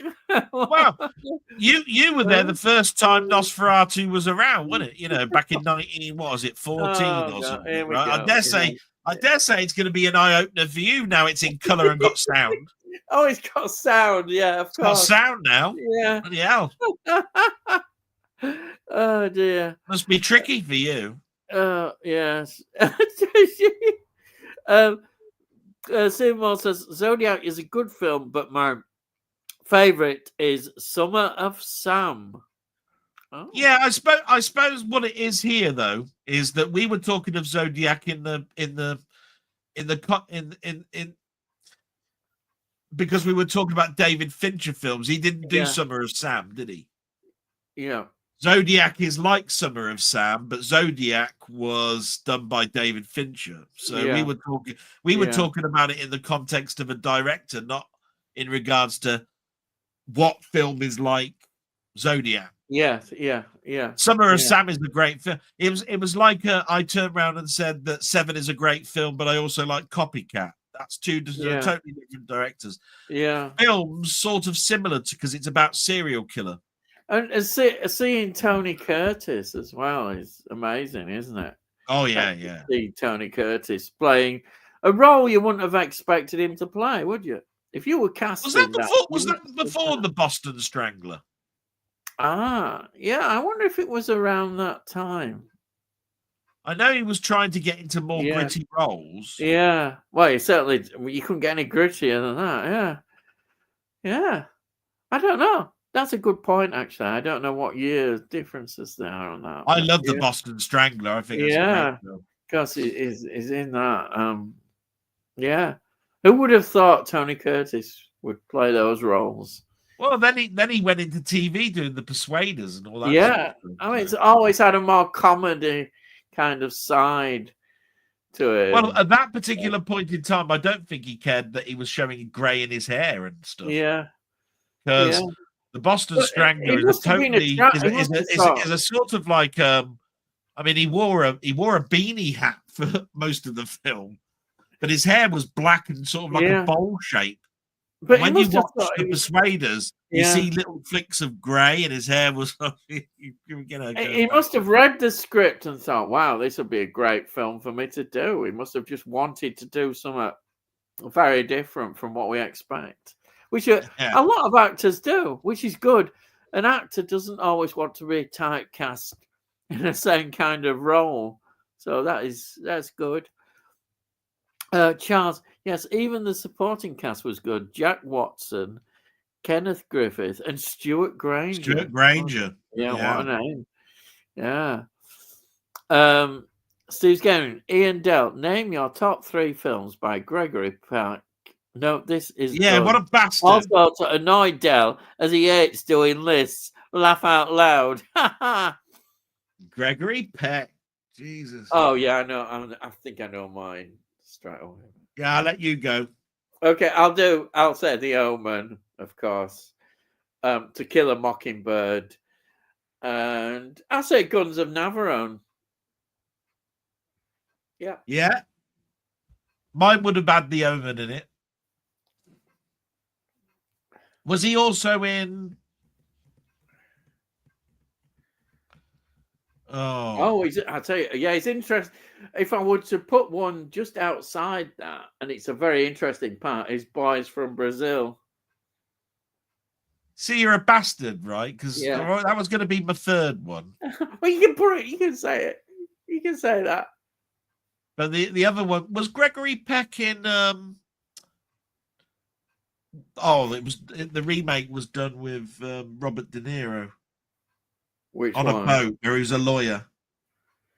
Oh, no, I didn't know Gregory Peck was in the first. No, I don't know if it is Gregory Peck. That's what I'm trying to get. Yeah, I know which one you mean with Robert De Niro. I don't know. Anyway, I can only really name. Could be. Could be. Yeah. Just for fun, I've given 2. Let's list out what Gregory Peck films there are, right? And you can say whether you think that these are good films, yeah? Yeah. Right, here we go. Christ. How many films? There's a lot of that. Oh, yeah. See, look, there's one there straight away. How the West Was Won. Yeah, I've got, yeah. Anyway, right. So we've got the film I was thinking about, and I was right, Cape Fear. Yeah. Right. So that's what I was thinking about, Cape Fear, right? So it is there. I was right. So Cape Fear. Yeah. He's done Other People's Money, The Sea Wolves. Oh, yeah. The Boy from Brazil. Yeah, that's the one I mentioned. Yeah. Nazi MacArthur. one. Yeah. Just looking at the ones that I recognized. Mirage. Yeah. Yeah. To Kill a Mockingbird. Yeah. That's the one I mentioned. Yeah. Yeah. Guns of Navarone. Yeah. Classic. Of course. Big Country. What a film. Yes. Yeah. Moby Dick.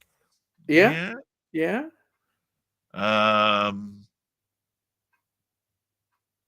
Looking at some of these.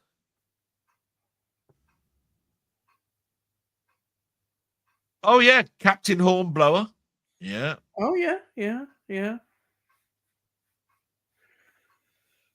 Let's have a look. Some of these, I think I recognize the name, but I'm not sure if I've seen them. I mean, there's one here called Pork Chop Hill. I don't know whether I've seen that or not.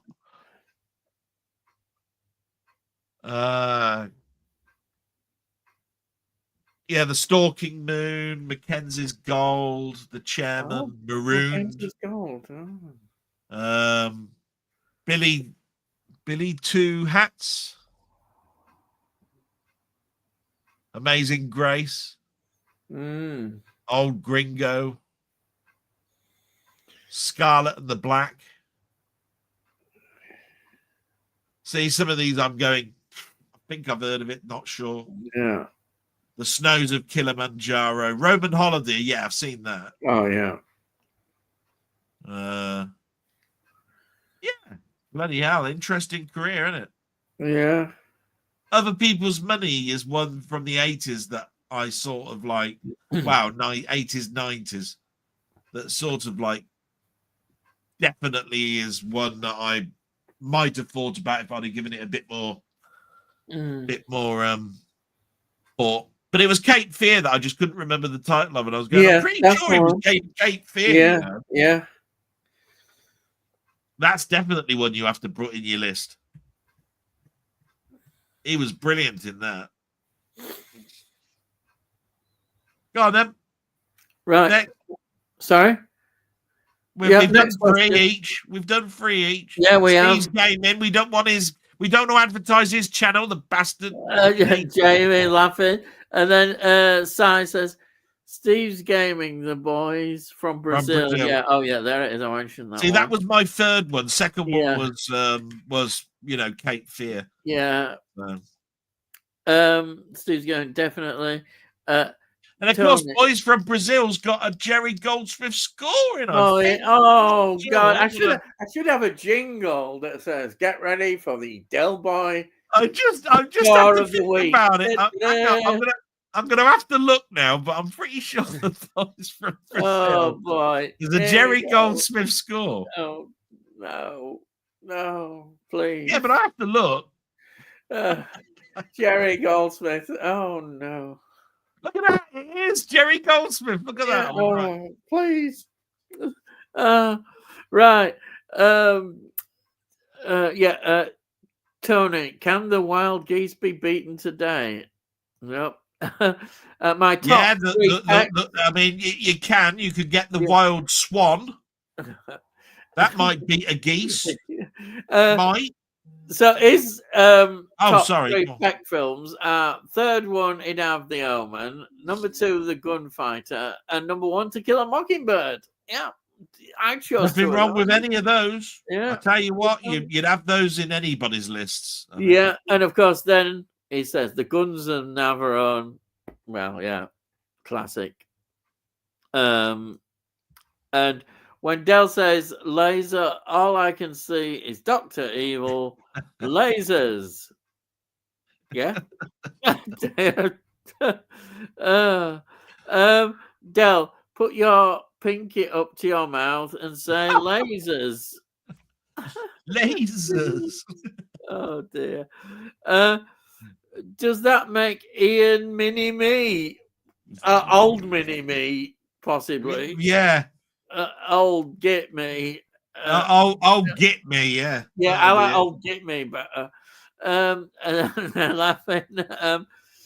With regard projector flawless in my short-sighted eyes. Anyway, oh right, okay. And it is, With really. regard Gregory Peck, not counting the better-known titles, some I enjoy not mentioned as much. Is what Tony says. So, Bravados, 1958. Behold a Pale Horse, 1964. Stalking Moon, 1968. The Chairman, 1969. Plus a few others. I mentioned the Chairman, didn't I, in that list? Is that the Chinese one? Is that of Chinese, the Chairman? No, it's just like I said. There was a list of his films, and the Chairman was there. And I actually. No, I read mean that in one. portraying Chairman Mao. I may be wrong totally, but I thought it was a courtroom thing. The Chairman. Oh right, okay, yeah. So I just remember. Here we go. Look, the Chairman. There we go. An American scientist is sent to Red China. You're right. Oh, it was right. Yeah. Formulate a newly developed agricultural enzyme. Yeah. It's one of those films that wouldn't make today. No. Yeah. It's an excellent projector. Anyway, I think one of its selling points was its incredible blacks and contrast levels. All right, thank you. What is Muckman turning into a salesman for this channel? Yeah, he is. He's obviously been well done, paid. He wants to learn to project himself better. Yeah, oh God, the groans. I'm around next week, guys, for jokes, bar mitzvahs. And Frank Holder says, weddings. Hello all. I recently finished watching Up Pompeii. I liked it and now understand Delboy's blogs more. Laugh out loud. Excelsior. Salute to the congregation. Salute and all that business. Yeah. It's amazing. It's amazing how many he did, because he did Up the Chastity Belt, Up Pompeii. He did one with a Tommy sort of like army bloke, didn't he? Called Up the West Front. Up the front, wasn't it? Yeah, that's right. Yeah, did a number of them like that. Yeah, he seemed to sort of like stereotype him into those types of things. Yeah, it's because he did so well on the stage with them. Yeah, which is where they came from, really. Yeah, Ben Sherman or something, or wasn't it? Or something like Ben Sherman's production of whatever it is. I think what was good about him is he was really like a stand-up, wasn't he? He would just just be on stage and just talk. That's all he had to do. Just go on and talk. Yeah. As much as they say I talk for England, he bloody could. Yeah. Because it diverse himself away from it and say, because I went into the hang on a minute. Yeah, that's right. An audience. You lady at the back. I'll get there in a minute. I don't know what your mind is. I went into the laundrette and I was looking at Miss Smalls and that's right. Yes. All right, hang on. We know what level you guys are thinking about. Yeah. And he was like that. That's all he kept doing. He just interrupted himself. Yeah. A 2-line joke was suddenly like a 5-minute monologue. And then we've got Don't Think I've Seen Those, Tony. All right, those are films that you mentioned. Scarlet and the Black and Old Gringo, 1989. That's Tony's talking about those films. Old Gringo. That's Tony talking about those films. Yeah, and then we've got that's an abbreviation if ever I've heard of one. It's a clever one, isn't it? You mean Gregory Peck films is what you meant, isn't it? And we've got Jim Jam Movies and TV saying, good evening. Good evening. You haven't made any disparaging comments here. You're all right at the moment. He's gone to bed since he wrote that. Yeah. I'm surprised you didn't make a joke that he's going to do another 5th video, but we won't do that.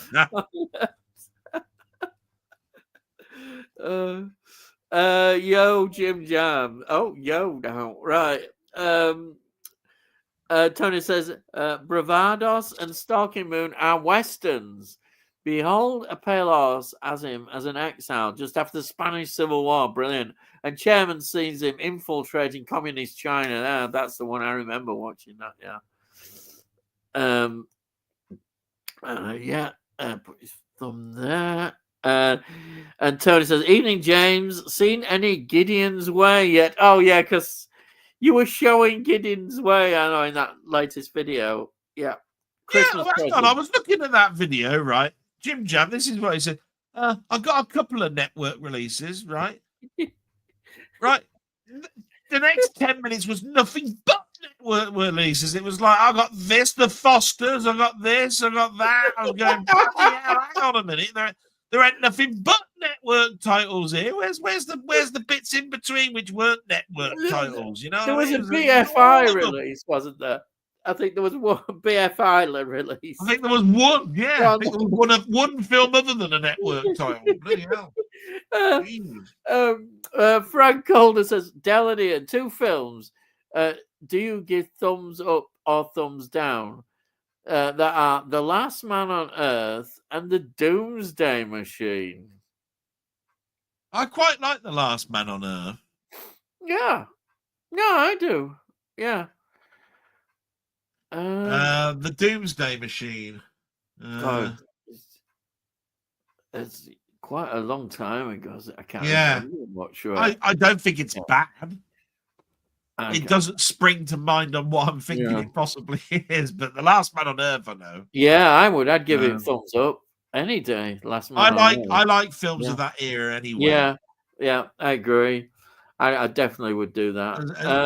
Back in the day, I would have looked at them as saying that they're simplistic and that we've moved on and we're much better for moving on. But to be quite honest, maybe as I get older, I like simplistic. Yeah. Well, I think when I was younger, I used to think, old films. Nah, I don't want to be really. But then I realized, but I was watching these old films. And even before that, in the 60s. So, was there films when you were younger? I thought they were books. Oh, dear. Yeah. Right. What can you say? I loved my Pioneer Plasma TV until it kaput. You see, mine's not kaput. Lasted about 15 years. Well, 15 years, I'd say, blowing good. Mine's still going. The curved TV died a death. Oh yeah, the curved. Yeah, TV. I tell you what, curved TVs did die a death, but monitors are still curved. They still do They still do really widescreen curved monitors. Yeah. So the technology didn't die, but the concept of having it in your home did. And I think the reason for that is curved works from a singular experience point of view. If you've got several people sitting around the sofa, you don't want the person to have the best experience as the person in the middle. Right? Yeah. And you're sitting on the edge, and all you can see is an edge that looks like that goes around like this. Very true. Yeah, I think that's right. Yeah. So it was it was a bit of a gimmick. I think that's it's a singular experience. A curved screen. Yeah. Seymour says, just ordered Drunken Master 2 on Blu-ray. It's a 2-disc bootleg with a lot of different versions of the film and a lot of special features. I was going to buy the HMV Cine edition, but it sucks. Oh, God. It sucks. Yeah. Drunken Master 2. Sounds like an evening at your house, Ian. Yeah. I wish. I used to have a 3D TV. Yeah, a lot of people, I think, enjoy Oh, it. hang on, Yeah, hang people on a talking minute, about hang on, 3D hang on. TV. I just need to explain, Ian, right? Yeah. 3D, right, is talking about the perspective, right, of a film, not how much it cost in the 60s, Oh, right? Wasn't oh 3D, no, the right? They were jokes. The much more expensive than that, right? 3D, right? It's to do with whether things And came out yeah, looking like they came out the screen or not. Just thought I'd explain that to yeah. you, just in Well, case you thank you so it much. was a bit, That I really appreciate that. It's so appreciated. yeah, Yeah, you miserable bastard. Yeah, get on yeah. with it. Anyhow, that's what. Yeah, yeah. Anyhow, I've what still else? got a 3D TV anyway. It's upstairs. Yeah, I knew you'd have one. God blimey, you're bound to have one. Uh, uh, is the Drunken Master 2 bootleg from Hong Kong Rescue? That's the version I have. All right. Charles Duncan, Cy Robson, did it work? Ian Dell, Steve's Gaming. Corned beef. Do you prefer packets with slices or tinned? To me, I prefer slices. The tin stuff tastes a bit earthy. Oh, I Well, go don't on know. then. I quite like the tin stuff. What, Oh, Frey Bentos? the corned beef. The only thing Yeah, I Frey don't like about the Bentos. corned beef is the tin. You've Is still it? Was got it? one of Is them it? old Is it? Is blooming it? Is it? cheese. Is it? Yeah. Is it Frey Bentos? The corned beef in a tin. Yeah, that's right. Yeah, and you've got this key that you have to put in, and it's a blooming nuisance doing it. Why can't they just do it better? You miserable sod. That's the fun part of it. I wanted that key Fun? bit. Is that fun? You want to get on eating with it? Yeah, I'm not blooming. Oh, but still, I do like. I nearly cut myself a million times with those Well, bloody. that's it. That's one of the reasons. Blooming heck. Yeah. To answer your question from my point of view, I love the tin stuff as well, but it can be a bit fatty around the edges. You know that white marbly Oh, I stuff love that that's usually white stuff. around the outside. Lovely. It's part of it. So I do like going to a butcher's and having it nicely cut, you know, rather than Yeah. buying packets in Sainsbury's, When you which see taste it in a like shit. machine, yeah, yeah, you're right. Yeah, you can't. It's beat it. almost like, what's this garbage I'm eating from Sainsbury's, right? Yeah, You go to a delicatessen and you see him cut the corned beef from a that's block, right. and you go, Oh, "Oh, this tastes lovely." yeah. It's What's same with ham. The ham you often buy it just tastes well, nothing. It doesn't taste of anything. I like Sainsbury's. I'll tell you a Sainsbury's joke, right? Here's a Sainsbury's joke. What they consider to be thick cut ham, Oh, yeah. right? Yeah. I looked at thick cut ham. I turned around and said, "That's thin." Right? Where's your thick? Can I have your thick cut ham, please? Got this shit, right? This thin ham, right? You could see if you put it up to a light, you could see the light through it, right? Right? Yeah, You go that's like right. this, like this. That's true. It's so You'd be thin. looking at it, you'd be going, all I need to do is just pull it a minute amount and it'll rip, What is that? Yeah, right? rip off. Absolute rip off. I swear blind, you cannot Yeah. call it thick ham unless you put it up to a light, you can't see the light through it, Yeah. right? And That thick cut ham. and then when they claim that there's honey in it, I can't taste any blooming honey. There's no bloody Yeah, honey in honey that. roast ham, Where's yeah. the honey? Oh, You're having a crikey. laugh at the honey roast ham. If there was honey, you put it on the slice I didn't get. Yeah. Where was it only in one slice out of the 6 that was in this packet that you said? I remember when I was young, ham was a real luxury. My mum would say, "Oh, we're gonna have ham for tea," and she'd go to the butcher's and you'd see it being cut off. Oh, I love gammon ham. Proper. Gammon ham. Oh, It was proper, but now it's your water. shit. It's just I don't know what it is. It's made up of something, but it's not. Philomena Kunk is hilarious. Oh right, that's a film. Philomena Kunk is absolutely a fantastic character. Honestly, I crack up every time that Philomena Kunk is on. she could come out with just such wonderful lines that I go, you're having a laugh with me, aren't you? Because he was talking about Greenwich Mean Time. Said, so if I stand left of this line, I've gone back in time, like Back to the Future. But if I turn to the right, and I'm going, no, it's not like that. It's, you know, it's just you know, how can you put all of time in a watch? Oh. You know, and I'm going, oh, for crying out loud. You know, when she starts talking about Henry VIII and all of that, it's just brilliant. It's just like, you know, it's just marvelous, really. Have you watched much of Philomena Kunk? Have you watched much of her? No, I haven't. Oh, I'm going to have to send you a best of. Oh, you'll find it hilarious, honestly. Tony says, I had turkey balls for tea accompanied by stuffing. I don't know what to say about turkey balls, but there we are. I don't think I want to know what you had for tea. Jesus Christ. I had beans on toast if I'm lucky. You had turkey balls.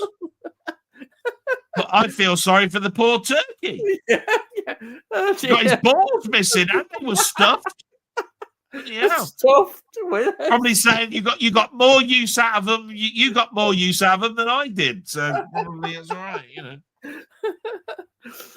Steve's gaming. I had a rifle as a kid that you put slides into, and it would project soldiers onto the way. That sounds good. And you could shoot at them. Was a cool toy. Don't recall the name though. That sounds an interesting one. Yeah. Projecting. I know that Steve and Ponder and a few of my friends, we talk about things like Tin Can Alley and all of that, you know, from back in our youth, you know, Tin Can Alley. Yeah. But, I remember that, but I don't know what it was called. Yeah. Yeah. Sounds pretty cool. That. Andy makes Star Wars. Did any of you see Demi Moore at the Golden Globes? She looked really good. Must be in her 60s. You've said it. What can you say? Yeah. I love Demi Moore's Golden Globes. They're brilliant. Oh, that joke, yeah. As my dad would say, she doesn't look in bad fettle. Yeah. She was in Ghost last night on ITV. And Jamie says, the plastic surgery has aged well. Yeah, she's had that done 3 times. Yeah. Give me that bullshit. Actually, to be really fair to her, she's looking after Bruce Willis, isn't she? Yeah, she's doing really well. Really, when you consider that their marriage ended, you know, they stayed friends enough. That's amazing. For her to, you know, to do that is amazing, isn't it? Absolutely amazing. She deserves a lot for that. Yeah, I think so. Yeah. And Steve Mull says Steve's gaming corned beef on toast. Yeah, I can do that. It works. It's just that sometimes, yeah, you know, the toast can get so warm that it warms the corned beef up and it gets a bit mushy. And I don't mind. I quite like corned beef that's out the fridge, you know, where it's like standing to attention. You know what I mean? It's like bloody hell. Yeah, well, a bit of brown sauce on that, and you're away. Really. I'm a cheap bastard, and will wear that wee badge with pride. Dear. Martroid says, "Hey lads, hello, welcome. Just popping in for a sec as I'm at work. In the words of Wolfie Smith, backward to the people." That's another one of my friends, Martroid. Yeah. Back to the people. Yes. Yeah. That was 70s, if ever. Yeah, that was very popular, wasn't it? It was on a lot. Citizen Smith, wasn't it? Yeah. Yeah. Simos, I own the 8-disc German bloody hell set of Lethal Weapon. You get the theatrical and the director's cut of Lethal Weapons to 1 to 3, and the cut and uncut versions of Lethal Weapon 4. Oh yeah, well yeah, that makes sense. It's 2 discs each of each film, isn't it? Look, 2, 4, 6, 8. Lethal Weapon 1 to 4. Well, that's good. I mean, that's one way of seeing Patsy Kensit's breasts a couple of times, isn't it? I mean, for God's sake. Oh, dear. We bob up. Nice, Steve Moles. I'm going to watch a few this weekend, I hope. Yeah, What, well, breasts? Oh, films. I've got you. Sorry. we might do that as well. You don't. I can't remember what they look like. It's that long ago. James says, I don't think there's a bad Lethal Weapon film. They're all enjoyable. I agree. I think those over Christmas. They showed all 4 of them over Christmas. It's brilliant. They just had pure entertainment. Yeah, you had the condom tree. You had everything in it. Yeah. Andy makes Star Wars. Pamela Stevenson was in Superman 3, crikey, looking really hot. So was Peter Davidson, the 5th Doctor's wife. Oh, yes. Sandra Dickinson. That's it. Yeah. American she was. She was in Hitchhiker's Guide to the Galaxy. I think she was Trillian, weren't she? Yeah. Are they still married? No. Oh. No. Tony York says, I have the DVD set of The Borgias. It's a TV series. Yeah, that's the one I'm thinking. Made about 2010. It's worth a watch. Yeah, well, like I said, I was saying about the Tudors, because the Tudors is definitely a 2000 and something production that HBO made, wasn't it? But what I was trying to get at was it was around that time where they were doing all of these medieval type sort of things that the HBO bought and turned into raunchy productions. Yeah, they add a bit of spice to them, I suppose. Yeah. Pamela Stevenson had a hand grenade thrown down her top in an early Professionals episode. Bodhi had to retrieve it from her bra. That's what Tony said. I'm surprised she had one on. Surprised she had one on back then. I must confess, I haven't watched that many Professionals episodes. I don't know. There was quite a few, weren't there? I suppose I was dead jealous of Bodhi and Doyle, bastards, good-looking gits. You know what I mean? I preferred watching the rough and ready Minder with Dennis Ward. Charles Duncan says, I used to like Mary Whitehouse coming on TV complaining because you knew something rude is coming on telly soon. Yeah. Oh, yeah. It was going to be good. But until they sacked Mary Whitehouse and Channel 4 decided to put a triangle in the bloody corner. And then you knew everything was coming out. Yeah. But imagine what she'd think today. Crikey, she'd be having a heart attack, wouldn't she? She'd be dying several times, wouldn't she? Oh dear. Glad you enjoyed L-Shaped Room, Ian. It's a good snapshot of 60s life. Yeah, it's. I really was impressed. I loved it. Absolutely. Tony York and his plugs. You know full well you sent that to him. You're just mentioning it again to get your name in lights. Oh yeah, there's a name. Yeah. Has anyone seen the Russ Meyer's Vixen movie? Yes. I think everybody of a certain age has seen a Russ Myers film. Yeah. They're all 60s sex boobs, bloody bouncing about. It's all boobs, isn't it? Really? Yeah, it's all boobs. It's the whole film. He didn't try to be disgusting with anything else. It was just he was a boob man. He basically just liked seeing boobs everywhere. And women fighting each other and things like that. That's it. Wolfman this month. Definitely going to see that one of my free Sky Cinema tickets. Yeah, that'll be out in a few weeks. Bastard. Yeah. Yeah, Jamie. A lot of people will be looking forward to that one. Are you going, Delboy? I haven't even got round to seeing Nosferatu. Well, yeah, you have you? Oh dear! By the time you see Nosferatu, it'll be streaming. I really want to, and of course it is. Like I said, because it's my birthday weekend, I might try and venture out and go to the cinema. Yeah, it'd be good. It's just nice to get out of the house. It might not be on that long at cinema now. You know, the one thing I'm a bit scared of, you see, is that I'm falling asleep, and I don't want to fall asleep in the cinema. No, you don't. Yeah, and so it scares me that I'll go and I'll fall asleep because I'll be going by myself. There won't be anybody with me. You go, oi, wake up, oi. You know what I mean? Yeah. So yeah, I do worry. Yeah, I know what you mean. It's easily done. one of the hardest things. Just think about this for a moment. This is what I've had to put up with, right? Is think of the greatest hobby that you've ever had that stayed through your life, whether it be computer games, whether it be watching films, and then have something happen to you where you can't stay awake for longer than 20 minutes watching your hobby anymore. I know, it's right? awful. So I'm playing a game and my eyes go double vision. Yeah. I want to watch a film and I fall asleep within 20 minutes. So you have to watch your films in three attempts or 4 attempts.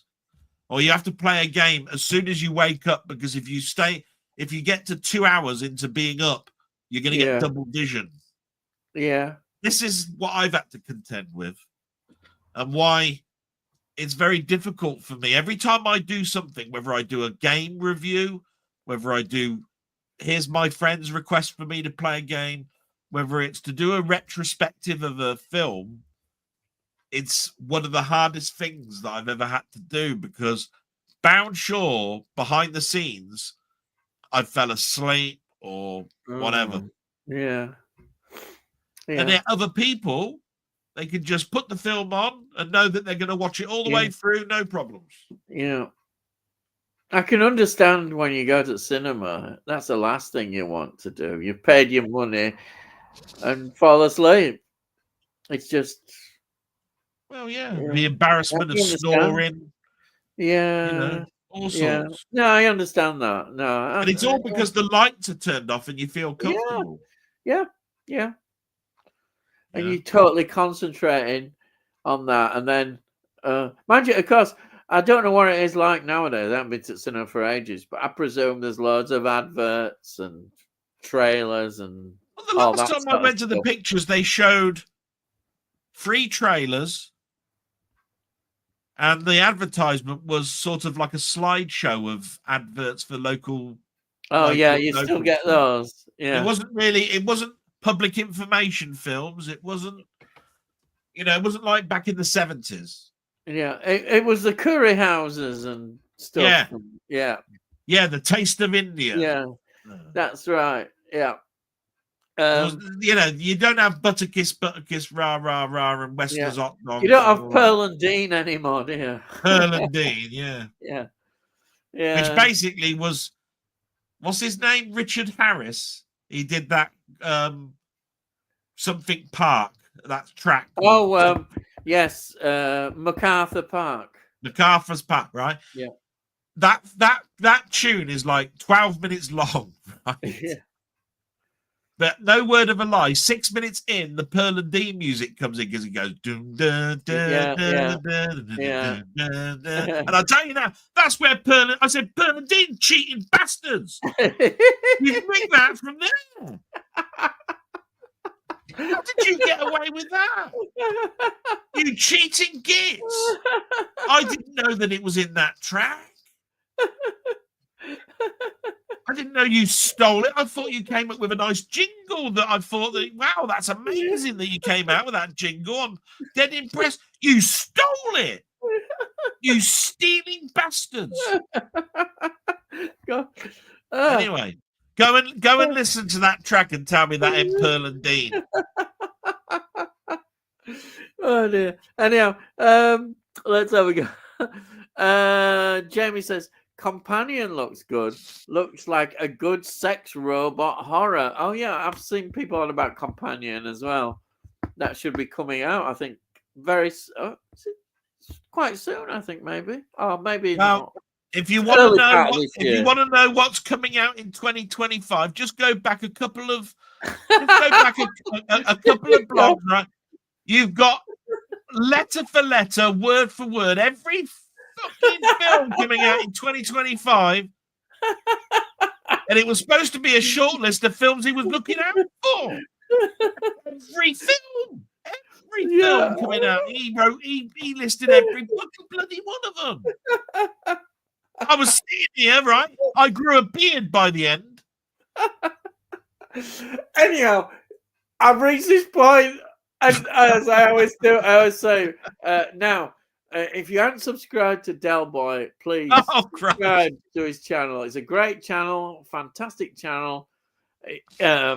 He's got his blog, which is absolutely brilliant, but he does a lot of other things, games and film reviews and all this kind of stuff. I've put his link in the description, so please, if you've not subscribed to him, please click that and go and see his channel. And that's it. And There we are. I'd just like to say, big thank you for Ian for doing that for me. And I really like the fact that we had 18 people watching, and he said it when we got down to 9. Yeah, and then it's 20 past 11 when no bugger's watching anymore. And he decides to promote my channel. I really do like the fact that he does that every week. It's really appreciative. Thank you so much. But I didn't notice the numbers. He's looking at everything. It shows you how much notice he's looking at everything going on, and even knows stats and what. Oh dear. Next, we'll be doing a big chart and saying, "Yeah, this is." Well, I'll tell you what, we're not going to finish before 12 o'clock if you keep bloody talking like this. Wee Bubba says, "The Monkey is based on a Stephen King short story book called Skeleton Crew." Crack, I remember that years ago. The first book on the Audible is The Mist. Yeah, The Mist is great. Then it is The Monkey, which I've listened to some of it so far. Yeah. That looks pretty good. I think that's the one you are talking about. Yeah. That's probably when I wasn't around you were doing that. Yeah. And then Tony says, I rented a VHS of a Mayer film. Would be in the 80s. Don't remember which one. They're all pretty much the same, I guess. Oh, yeah, it's all bounce. Oh, but they were all weird film titles like Kill Pussycat, Kill, or Pussycat Kill, yeah. Valley of the Dolls. Did he do that? Valley of the Dolls, that's another one, yeah. Yeah. They will have all been on Channel 4 at about 2 in the morning back in the 80s. And if you're a teenager, you were in those days, nowadays, they probably didn't. Nowadays, nobody would be that excited. But if you're a teenager, it was something to enjoy and look at. But now you don't. You just look at your phone, I presume, nowadays, and don't bother with that. Weebo says maybe it will be Avatar and the Titanic or something, since they moved near the water. Oh dear. Yeah, Avatar film to look forward to, not this year. No, you mentioned it. Yeah, I know I did. I had to mention it because I thought, well, it's one to avoid. I'm being a bit harsh there, or maybe not. Smile 2 is released on 20th of January, Ian, and The Last Voyage of the Demeter on the 3rd of February, which seems to have taken ages for a UK release, being released in the States and Germany quite a while ago. Yeah, I do remember that one being talked about, and that was ages ago. Smile 2. Oh, yeah. I love Smile 2. Fantastic. Looking forward to. I'll have to get that for collection. Yeah. Which is what? Smile 2 is like the third in the series or something, because Smile came after the first little film that he did. Which is an extra. Smile. But it's only a short film, and that's an extra. That's what I mean. But whichever way you look at it, Smile 2, it really should be Smile 3, really, because it's like the third in the series.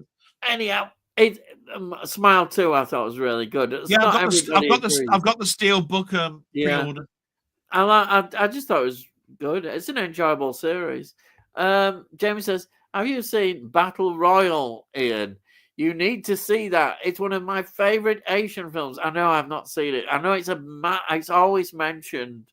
It's a big fight movie, isn't it? Is that wrestling? Movie. No, I think it's some sort of. But yeah, probably that's the sort of thing that wrestling. Serious? Oh, I wasn't being serious. Battle Royal is what most people have in wrestling titles, isn't it? The Battle Royal between that's where the Hogan and whatever. Oh God, wrestling, yeah. Of course, it's an Asian film. Bloody hell. Tony says Land and Freedom is a good Spanish CW area films, Ian. directed by Ken Loach. Only available on DVD. Also, Guernica. Oh yeah, that's Spanish Civil War, 2016. And For Whom the Bell Tolls. Yeah, I've seen that one. For Whom the Bell Tolls. Hemingway story, 1943. And just got the Blu-ray of them. DVD. Could be going spare. Language Dell. Yeah, it's all right. Next week there'll be a bloody. Oh, I've got a box from Tony. Let's have a little look. Oh, look. Here's the films that I'm going to be showing you. Look, for the next 6 months. Look, I've got another bloody big box from Tony. Look, and here's this and that and the other, and they're all DVDs. And, And look at this. Where's my box? Being back 10 minutes, but Lady and talk, the bastard. Oh, it's yeah. Yeah, I've been stuck down there 10 minutes. I'm going, yeah, all right.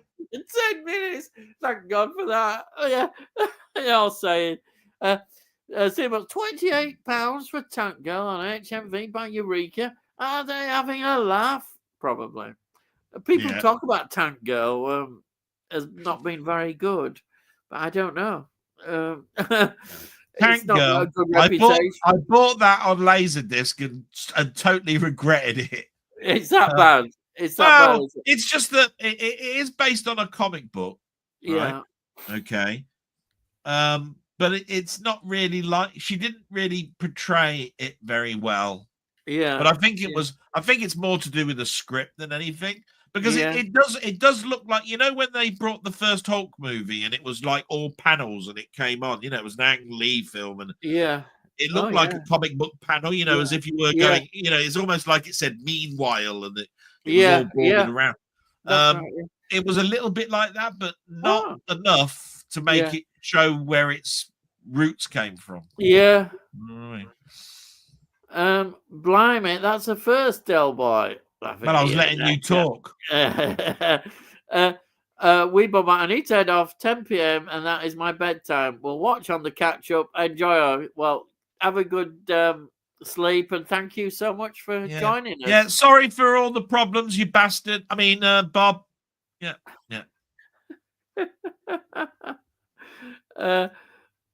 Great to listen along at Delboy's 3K's Retro Zone. Oh, right. There you are. No, he was saying it was good for me to listen along because I was waiting in the corner. It's all I could do was listen to you prattle on about Master Systems and Street Fighter. God, I can just imagine you going, "Oh, where's Dal? I've got to talk about Street Fighter. What the fuck, Street Fighter?" There he was. I was blind as a bat. Yeah. Adios, Bob. Yeah. Adios, lad. Del, he's still be going at midnight. Oh, right. Yeah, that's you talking, Del. He'll still be going at midnight. Sega Mega Drive Street Fighter was first on the Beach Arcade game first. You see, they know all these things. I have no idea. Tori says, I've been trying to get Eureka's new release of Juggernaut, on Blu-ray. Seems to be out of stock everywhere. I know some people were showing that on Steelbook, weren't there? Some people were. Yeah, well, we know where the DVD will end up, bastard. All these people with the Steelbooks flashing their Steelbooks, if you pardon the expression. I might have it. I don't know. And then he's got Wakey, Ian, laugh out loud. Oh, yeah. Ian's enjoying the solo feed too much, Del. Yeah, that's what I was thinking. Yeah. See what Ian makes me laugh reading out comments like laugh out loud instead of skipping. Reminds me of Leslie Nielsen in Naked Gun. Reading isn't the woman's script on the TV screen. Yes, well, that's what I'm like. The one real natural. Not reading. Film I'm not looking forward to this year is the remastering of Naked Gun with a totally different actor. Jesus. Oh yeah, I thought of you with that one. I didn't think you'd be very pleased with that. I think that's scheduled for what, September, October, or something like that. Yeah. That is okay. I'm not hurt. Goes crying in the corner. Oh, okay. Yeah, I'm still waiting for you to get me on stage, you bastard. I'm just going cry over here. Blair Witch style. Oh yeah. Delboy private messages. Yeah. Piss myself laughing. Yeah. Good points, Dale, with going modern day versus 70s. I didn't have a TV in my bedroom until beginning work and saving up for it. If you didn't have the cash, you waited or did without. Aye. That's it. I could hear that going on, aye. Delboy's ranted again. Yeah. Charles Duncan, do you think we went to the... Oh, no. Or do you think Area 54, where nobody's allowed to go, is a moon movie and set? And why haven't we gone back? Everybody's been watching Capricorn 1. That's it. That's all my answer with that. So what he's basically saying is he thinks Area 54 is a moon movie set. Yeah. Why haven't we gone back? And we have. Yeah. Right. I thought you were all saying that Kubrick was on there doing his filming as well after filming that diabolical film, that waste of time film, that he was involved in the moon landing. Yeah.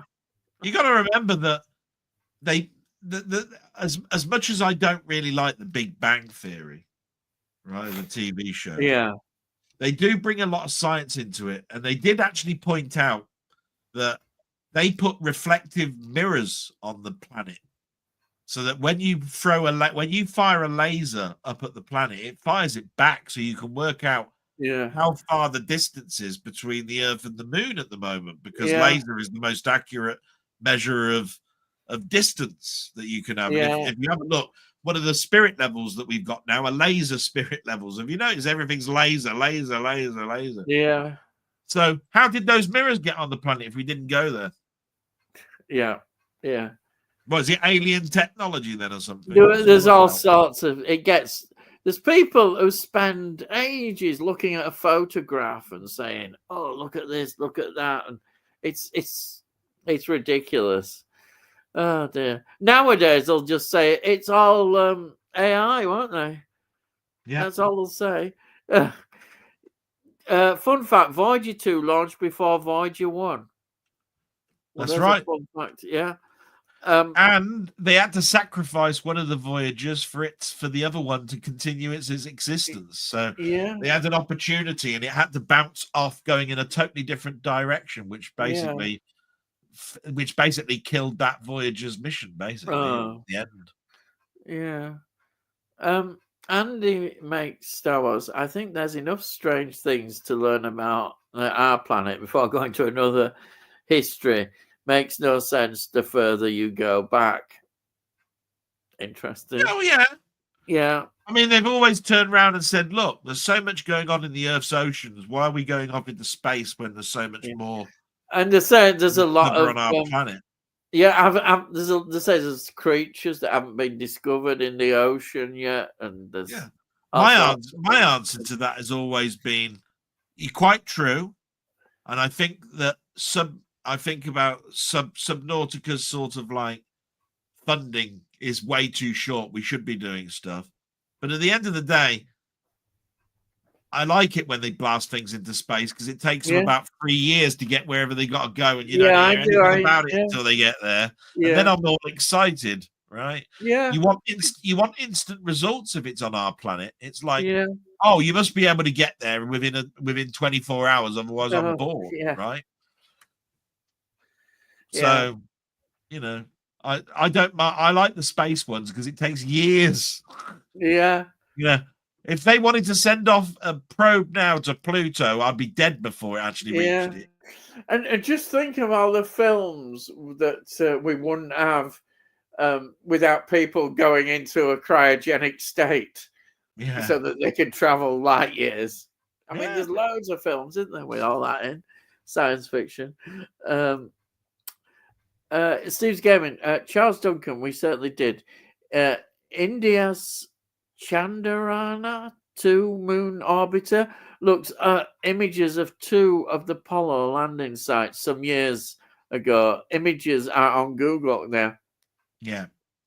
So Yeah, India's apparently the Chinese are very interested out there in the moon. India's Chandrayaan 2 Oh, is that is a Indian moon one? Is that the Indian one? Oh, yeah. is a moon orbiter that took images of two of the Yes, Apollo yeah, landings. yeah. Because I forgot India are in the race as well now, aren't they? To get Like back I said, up. it's not now just NASA that's been up there, Yeah. which is why I can't stand all this. Did we go there? Did we not go Yeah, there? it's rubbish. We moved on from that, yeah. And you've got that other Trump supporter bloke, haven't you? Musk. Yeah. You know, who sounds like an aftershave. Yeah. I think Area 54 is for testing, developing top secret technology. Well, I'd say it probably has got a lot of military uses. I thought it was an alien zoo. Sorry. Yeah. What is it? Area 54? Yeah, I think it is. Yeah. A favorite film of mine is Capricorn 1. Yeah, James Brolin is great in that. It is a good film. I think Jerry Goldsmith did the score to that. Oh no, he didn't, did he? Oh please, I bet he did. The bugger. He did. Oh god. Oh no! All these films, and you like every single one, and they're all done by Jerry Goldsmith's score. Yeah, I know. I never noticed the music. I've heard it said we know more about space than the deepest parts of the ocean. It's probably right. That's why Sequest DSV did so well. Yeah, because it's Area 51. That's the one. But yeah, I knew it was. Yeah, I thought 54 sounded wrong as I typed. Yeah. He's thinking of Studio 54. Yeah. Not long left. That was a disco place. That was a disco place. That was a disco place in the 70s. Studio 50. Oh dear. Baba Vanga. Who's Baba Vanga? I wonder why then America's making fake shows saying they haven't been. Well, they love a good conspiracy theory, these channels. Listen, they love it. Anything to get the unexplained TV series bloody That's right. Yeah, going again. They're running out of ideas and they're thinking, what do we do? Oh yeah, we'll do that one. Yeah. How many shows are there? There's NASA Conspiracies, The Unexplained, there's Arthur C. Clarke's Mysterious World, there's it just goes on and on and on. Yeah. And actually Tony's right. Everybody, every 20 or 30 years, everyone going, Nostradamus has said that this is going to happen. And you look at the verses, and then you could just explain anything in these verses. They're just done in such a way, and you get all these people write books. Imagine writing books on it. Mind you, what about the Bible, you say? But I won't go there too much. The Bible. Nostradamus, I mean, it must have seemed back in the day that was a really good thing, Nostradamus. It was like, he was ahead of his time. He guessed all of this and he was right. And I'm going, but he came up with things like, in the 50s, we'll be reading books from electronic devices. And I'm going, well, lucky guess, right? It doesn't quite say it like that. It just been to the cinema and seen the moving picture. So now he thought to himself, I know, a portable version. There we are. That's a nice site, isn't it? We'll have a portable version of that at some point. Well, of course we will. Because all you have to do is think about the lines of portability, miniaturization, and then come up with putting that into real life things like, it won't be very long before you can put a book in your pocket and we'll call it a pocket book. I must be legendary visionary. Look, because I've come out with that. You know what I mean? Oh, you can't beat it, can you? Rant. Sorry, 51, not 54. Baba Vanga predicted a World War III type conflict this year.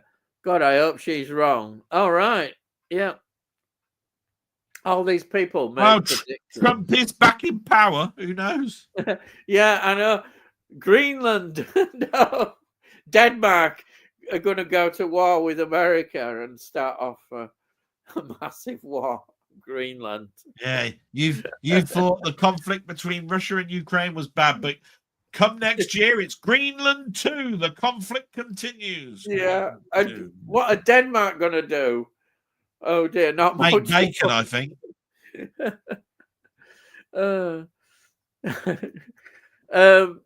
Stephen Moore says it's probably alien beings watching this live stream, taking pets. Well, who to probe first here on Delboy? Well, that's really nice. Yeah, but Thank you so if they put the thermal camera on, they'll get no result from bloody Ian. Bloody I'm hell, not it's having like an anything iceberg, stuck like up an my iceberg inside a house at his house. There's nothing going up my backside. No bloody way, mate. I'm not having probes. Honestly, if Ian was to go to Iceland tomorrow, he wouldn't have to put the food away for 5 days. It's that cold at his house. Yeah, I know it is. You were probably right, actually. So just put it in that corner over there. It's colder in here than it is in the fridge. £5 on Delboy, probed by aliens while forced to watch Condor Man. Condor Man, please. You can see it, can't you? Who's left there? The big question is, after the program, will they still want to invade us? No, possibly not. Lose No. interest. Ian probed afterwards while forced to watch 2001 on loop. No, please, no, not 2001. No. Shut up. It's dreadful. Listen, I have not brought up anything to do with nastiness towards you. You do not do anything towards nastiness towards any me. of these blooming awful Marvel movies nowadays. Blooming heck. Yeah. Oh dear. I recommend The Chaser and A Hard Day, both great Korean thrillers that don't get talked about much. Yeah, I know you love.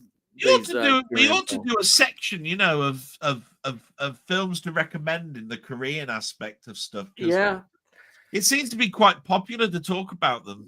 I don't know enough about them. Yeah, there is a lot of good films, I think. The sequel to Overfriend, Legend of the Demon Womb. Yeah, I like the titles. It's equally insane. Some absolutely great titles there. Godfather 3 is bad. Yeah, I don't think it's that good. Not as bad as it was. It's had a few going backs and re-edits. Yeah, it's just that I thought it was a bad idea. Yeah, because of the length of time there was between the two. I just thought that's a bad idea. And Jamie says, wish we could get a Blu-ray release of the manga Ultimate Teacher. It's hilarious. All right. Good quality rant there, Del. Oh, yeah, you get praise now for your rants. No. Usually against you, Tony. After what he starts. Delboy's ranting again. Anyone got some masking tape to shut? When I say Godfather drags compared to Seventh Samurai, that isn't a criticism as such. It's just a Godfather is slower paced film. I still consider it a masterpiece. Oh, that's fine. Yeah. I don't think anybody took it that you were criticizing it. And I was just saying that they're two independently different films. Yeah. That's all from my perspective. Yeah. It's hard. It's almost like turning around and saying the carry-ons of this and No Sex Please We're British or the confession films. They both have their pros, they both have their cons, and they're two different types of films. But they share a common thing, which is, in this particular instance, we were talking running time. Yeah. I mean, with that, it would the similarity is comedy, right? Two different types of comedy, one with a more sexual bent than the other. Yeah. I just look at I always like to look at patterns and things. And I don't like to look at those two as comparing the two because I like them both. Yeah. Stephen Moll says, I wonder how many James Bond impregnated. He was allergic to condoms. I can answer that. I can answer that. He didn't impregnate anybody because he's fictional, you stupid.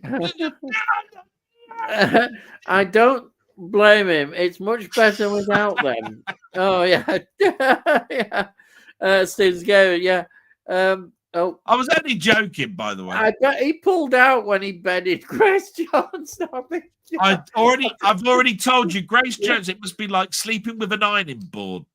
Oh yeah, Grace Jones. Yeah, the weirdest. Yeah. But my movies, The Longest Day has an incredible ensemble cast too. Yeah. Is that the Deep Day landing one, isn't it? The Longest Day. There's another film, The Zodiac Killer. Just noticed it on Blu-ray on HMV's website. Anyone seen it? No. I probably have, but it doesn't ring any. It doesn't tell me anything really about when it came out. I tend to find that. Yeah, sorry. No, go on. I'm just trying to. What time is it? Yeah, we've got to get going because we've got about another 20 minutes. Or so. Is yet another World War II film with an impressive cast. True about everybody's in Battle of Britain that was available. I think 633 Squadron's great. Everybody is great. Fonda, Wayne, Mitchum, Ryan, Burton, Connery. True. Oh, that's a bridge too far. That's Connery. Right. That reminds me, I really need to set aside 3 hours to watch my copy of The Longest Day after The Godfather. No, there's 6 hours. That's your Sunday gone, isn't it? Look at that. Keep going that. Just gave a rewatch of a Wayne film, Blood Alley, 1955, with Lauren Bacall. Lauren Bacall. He plays a steamboat captain helping a village escape from communist China to Hong Kong. Sounds good. Yeah, I like Lauren Bacall, great actress. Even in later years, she's still a fantastic woman. She was married to Humphrey Bogart? She was, yeah. I think she smoked herself to death, didn't she? He did. He certainly smoked himself to death. Yeah. She did have quite a career after as an older age actress as well. Yeah. I remember Parkinson. Parkinson interviewing her a lot. Yeah, she was very good. She was really good at it's interesting comparing with Betty Davis. They both because she was a very attractive. Was Lauren Bacall. It's all in the eyes. Yeah, is in Cape Fear. I love her in The Big Sleep. I always talk about that film. She's superb with Bogey in that. Muckman movies. Mitchum is the criminal, and Peck is the lawyer. Yeah. Oh, right. Yeah. That's why I was talking about the boat because of Peck, isn't it? I have Pork Chop Hill on DVD, Del, as if you couldn't guess. It's set in the Korean War. There you are, Tony says. Yeah. Showing up on an Ian channel soon. Yeah. Was Gregory Peck a £1 million note? If he was, I enjoyed that. I don't know. Delboy getting listed loads of his films has probably forgotten them by now. Yes, I think so, but not seen it. Yes, he was. There you are. Confirmation on that. Robert Mitchum plays the evil Max Cady, Robert De Niro role, while Peck plays the father role, Nick Nolte. Yeah. Oh, right. Yeah. I watched Home 4: The Awakening, starring Faye Grant from the 80s series V. Oh, I remember V. It was awful. They should have kept it as a trilogy. Yeah. I don't think I've ever seen the fourth one because everybody said how bad it is. And it is bad. The trilogy. I mean, the third one with Sam Neill is where it should have ended. I like the Sam Neill one. And yeah, it should have ended. But in that one, that originally some sort of TV thing, anyhow. Yeah. Oh yeah, I mean, it's just that whenever you watch The Omen, they make it perfectly clear that they believe that in modern day the devil will inherit the earth through politics. Yeah, that's right. And It at the works. Yeah. end of the third one, he's gone past high school and university, and It's he's brilliant. entering Yeah, into the White yeah, House. yeah. And it makes a perfect sense that that's It where it should does. end. Yeah, exactly. But then they Yeah. go and make a fourth. They don't. It didn't need one, did it? No. Cy Robson. It's crazy how Peck played one of the greatest cinematic heroes in Atticus Finch. Oh yeah, then plays one of the history's evilest men in Joseph Mengele. Talk about both ends of the spectrum. That's very true. It's a good point. That yeah. Mark of a good actor, I guess, the ability to play different characters. Exactly. Yeah. Not Anton Differing. Yes, we've got to have an Anton Differing moment. He pops up everywhere, doesn't he? Good old Anton. Did you say Ying Tong? Ying Tong Ying. That's Goons, isn't it? Ying Tong Ying Tong Ying Tong. Yeah. That was very popular, that song, as I remember. The Man Who Fell to a Starring Delboy is a good film. Recently got it on Blu-ray. Totally agree. Yeah, I love that film. I got the steel book of it. It's a great film. Can't understand anybody not liking it, but people don't like it. But now some people will say that film's slow. I like it. Great. Yeah. I liked it, and I like Starman as well. You know, a little bit. And it's got two of the most beautiful women in it, and particularly Catherine Deneuve. Anything with Catherine Deneuve in it, there's no contest. Absolutely beautiful. James says, Delboy, in regards to taking tins of meat to a desert island, would it be better to take tins of soup? Bits floating in soup. Oh, yeah, that's my question. Yeah, I remember that. Yeah. I asked you a question, didn't I, about the desert islands, the tins you would take. You're only allowed to take I mean, this is how I look at it, right? I don't like soup with bits in. Oh, God. Right? Vegetable soup. Pig soup. I like, oxtail soup with bits in. Yeah, that's all right. Yeah, it's got bits in oxtail soup. That's all right. But I like tomato soup to be just like a drink. No bits floating about in it. You know what I mean? Right? So when I talk about tinned mince, you can get things like tinned meatballs, tinned minced, beef, tinned raisins. All I was getting at, you could have tinned frankfurters. You know what I mean? You get like hot dog sausages. All I was getting at is that some of those meat meals do have vegetables in them. Yeah, that's true. Soup, you're restricting yourself even further, to be quite honest. Yeah, that is true. Yeah, they look like dog food, but you have to stir them up, and they. But yeah, it was an interesting question. I thought, cheap bastard, talk about food. I thought I'd give you a really good question. Yeah. Heinz vegetable big soup. Yeah, I like big soups. My mum likes those chicken big soups. Yeah, chicken.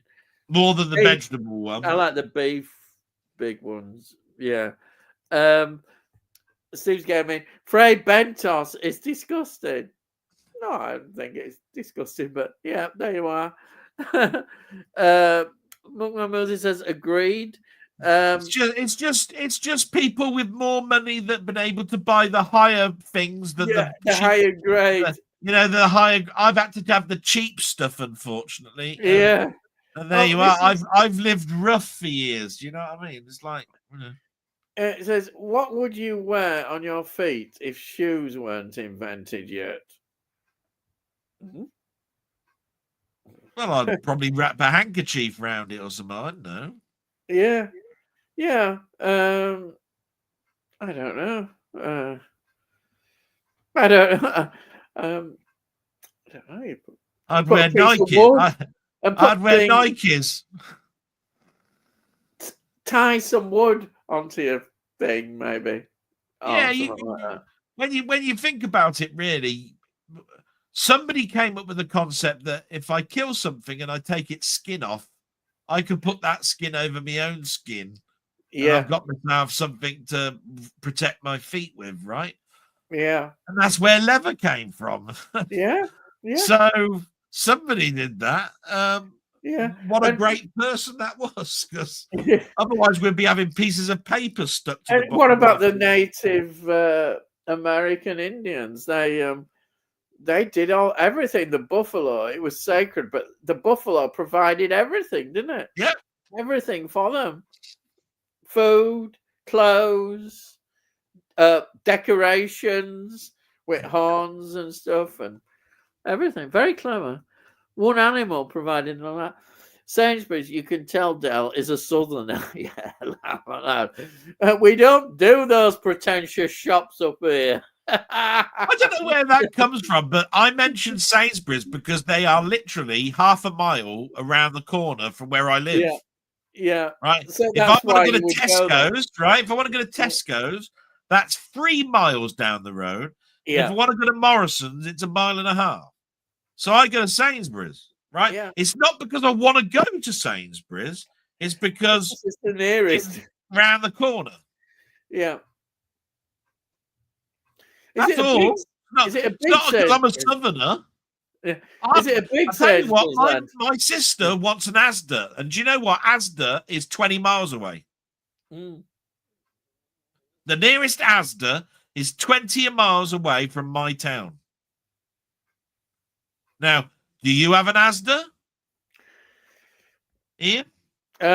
Not in our. Yeah, there probably is in our area, but not immediately around our town. No, you'd have to Right. go out.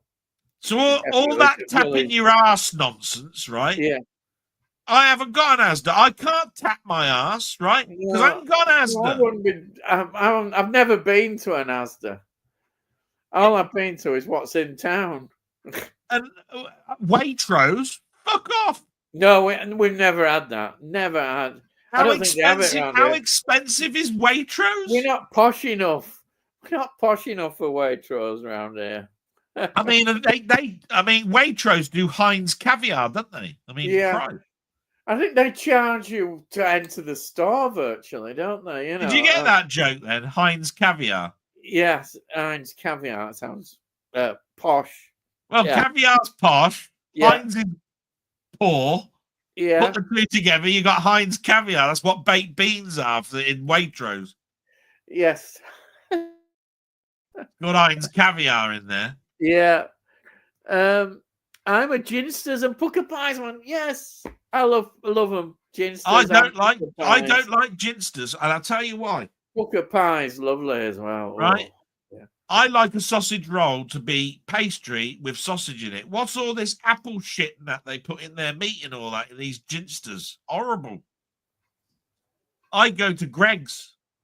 I'm even more common. I'm even more common than ginsters. No, Greg. No, honestly, Greg's make the best sausage rolls. I think they do. It hasn't got potato and apple and shit inside it. Yeah, but pucker pies. Oh yeah. Oh, steak. Well, they're in the chip shop, aren't they? Pucker pies, minced beef, chicken and mushroom. Oh yeah, I've had nothing to eat other than a packet of Chris, you bastard. It's like 2 minutes to 12. And you got a pie that you can just stick in. I gotta get a sleepy buys when I finish this. Antonio's, I brought the small key a few times. Oh, this is on those canned beef tins. Heck of a job trying to open them. Why don't they make them so you can easily use a tin opener? It's true. I don't know. It's ridiculous. You're all wusses. I'm on with you on that, Tony. I don't know why they don't invent a better one. Tony, and then you stab the tin with a knife in a fit of rage. You go, yeah, I know what you mean. I always stick a knife downside to prise the corned beef out. You've got to. It won't come out. No, you see, you're doing it wrong. You use a fork. Yeah. Oh, right. I do a knife and it comes out. And you make sure that the tin is in the fridge the night before so it goes solid. And then you can use a fork to pull it out. Ah, that's the logic. Yeah. No, that's how you do it, you daft sods. Yeah. Well, you don't stick it in the oven and then try and get the mush out, do you? Like a bloody tin of cat food. Jesus Christ! I don't know what you can do with that. Oh dear! I'm only joking, but Jesus Christ, man! In a way, you have given me a tip there. I agree with you. It's probably a good tip. Yeah, it's a bloody good tip. We've only been doing that for 30 years. Oh, bloody hellfire. And then Frey Benter's pies in those shallow round tins are unhealthy but tempting. The problem is there's not enough meat.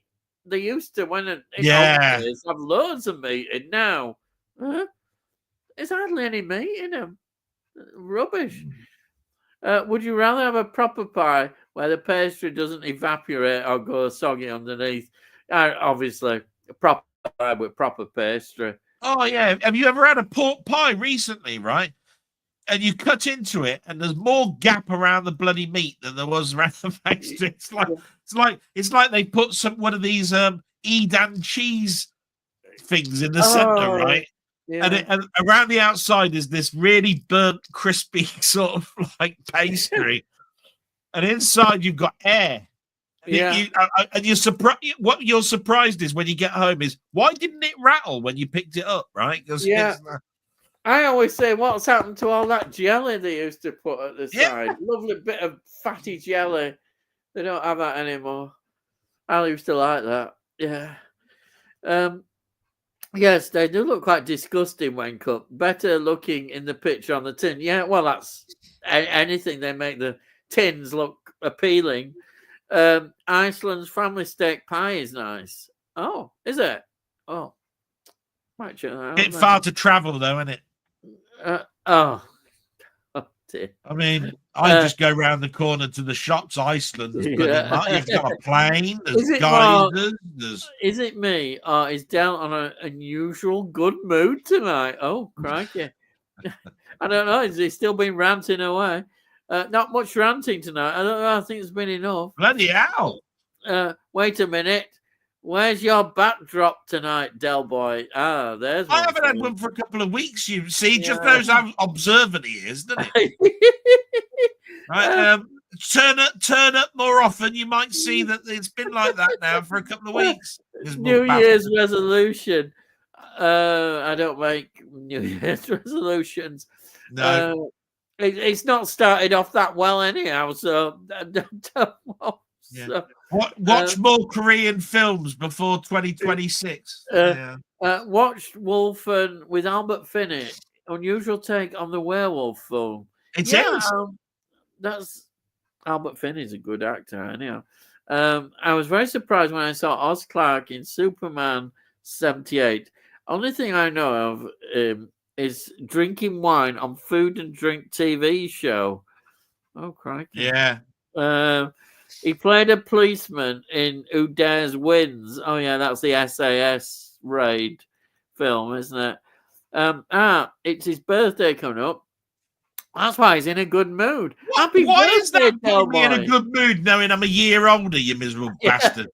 If I was going back in time, that's what would cheer me up. But unfortunately, I'm going forward, which basically means I've got wrinkles and moles and old age bloody patches going on my head.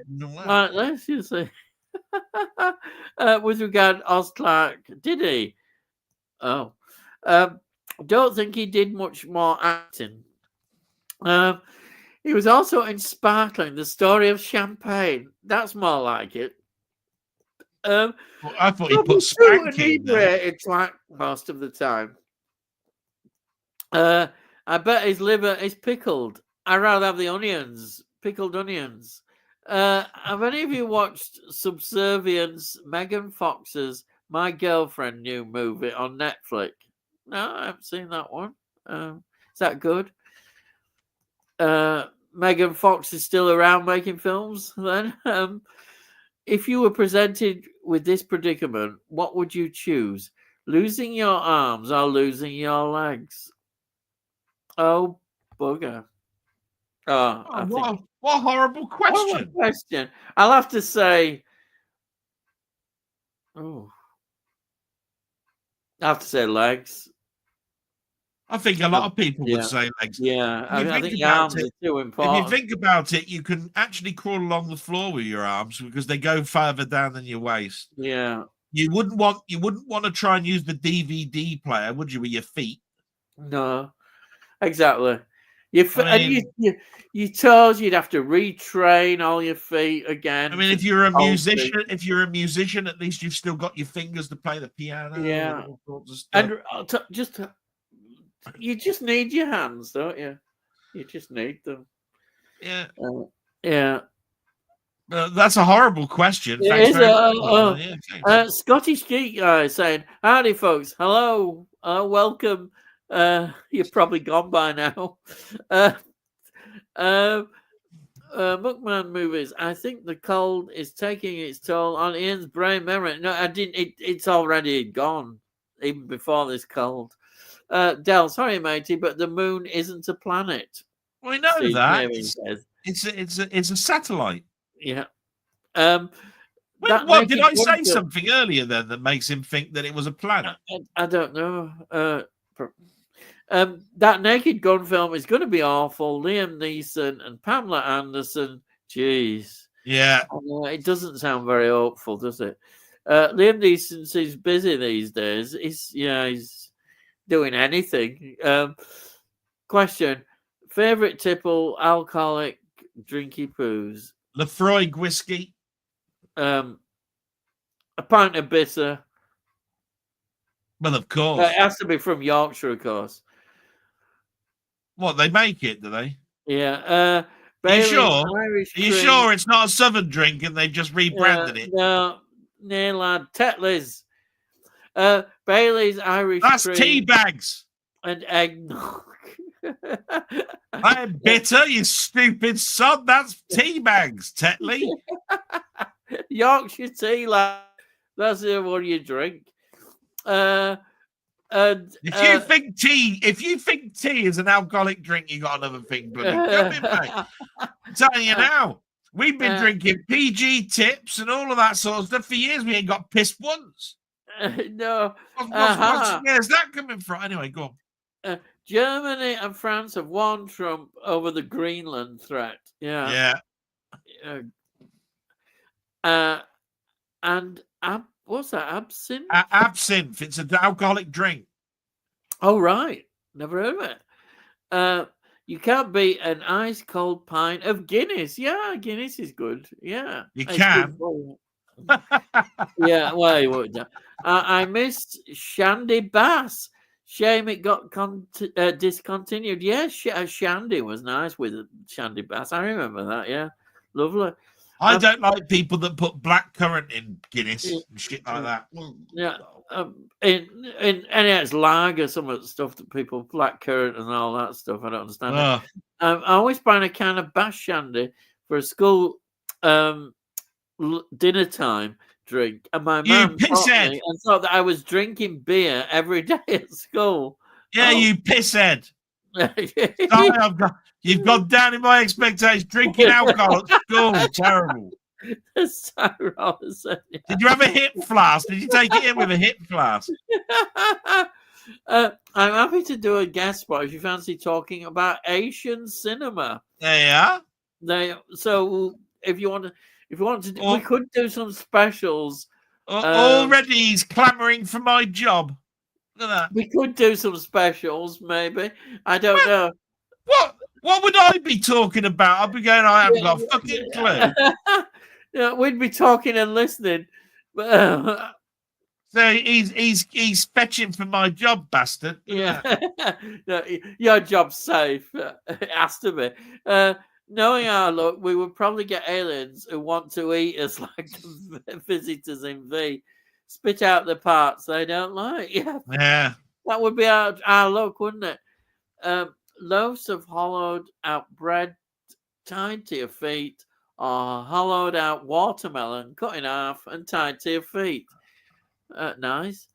I don't know whether I know what he's saying. Watermelon, though. Can you imagine it? That curved nature of watermelon, right? it'd be really like you could slip over left and right because it's curved, isn't it? It's like, yeah. Oh, yeah. Yeah. and if you have if you were to keep the middle, it'd be like soggy and it'd be Yeah. squelchy. Oh, And horrible. Ugh. hollowed out bread's a good idea because once Yeah. you burnt it, or all the way to the crisp and everything, it's basically as hard as anything, isn't it? Really. If you Yeah. have small feet, you could stick them in the empty meat cans. Oh God! Oh no! Oh Tony, no! The thought of no way. No. Oh no! Dell's on a rant. Well, Yeah. again, We recently started buying our meat from Waitrose because the animal welfare is better and the meat isn't pumped full of water like at Morrison's. That wouldn't surprise me. A lot of meat is pumped full of water, isn't it? Steve's going, yes, Del, you said it was a planet 3 times. Haha, sorry, I'll forgive you. Just don't do it again. Look, I'll tell you what, Steve, you come on here, talk for 4 hours and see whether you can get every word picture perfect and correct and pristine, right, for 4 hours. I tell you, it slips of the tongues, what my brain's talking about. I was rushing probably to get back on here and I've just let things go a little bit, Yeah, but I'll try to be perfect like you, Steve. I will, honest for definite, Right. Because you're a bastard. Fucking hate you little git. Right, go on. And then Charles Duncan says, time for bed, said Zebedee. Night, guys. Thank you, Charles. Thank you. Charles. Good night, Fuzzy Munsters. Pleasure as always. You know how I feel about you, Jamie? Piss off, you bastard. Nighty night, guys. Good night, all. Great entertainment. Thank you, Tony. And Steve Moles says, good night, guys, and good night. And Steve Gaming, I couldn't do it for 30 minutes, let alone 4 hours. I just want to say, like, because I know I say this all the time. I have the most fun on a Wednesday with Ian, and it's if it isn't for Ian, it's you guys talking to me. Because to be quite honest, I have conversations with my mum, and it's nice to have conversations with your mum, but I can't have conversations about my hobbies. She doesn't know about computers. Yeah. She doesn't know about film. She can't remember the last film she saw with my dad at the pictures. So I sort of like rely on this time a little bit, as much as I rant and all of this sort of stuff. Yeah. I just want to say thank you very much. And I'm so sorry that I had to go in the middle, but my machine wanted to do a reboot because of a Windows update. I don't know what I can do about it. Well, thank you. Night, Jim Jam. Thank you for joining us as well. So I just want to say thank you and thanks, Jim Jam.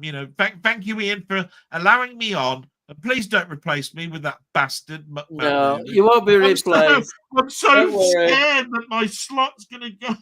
No, you've got a permanent slot if you. And don't. So night, guys. Loved it. This is your legends. Well, thank you, Steve's Gaming. Thank you so much. Honestly, you should see Steve's channel. Honestly, you couldn't but laugh, right? He swears every time.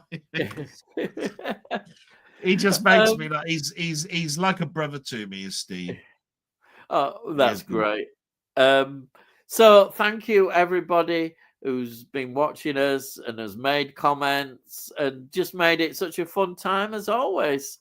And thank you, Delboy, as well for being here. So I'll let you give your farewell as you do. Do I? Yeah. Don't forget every week you say a farewell. I usually do, and it's goodbye from me, but I'll do salute. There you are, salute. No intention to nick your slot down. That's Jamie. He says, and then he has secret conversations behind my back. So thank you, everybody. And all I've got to say is, I'll see thee again.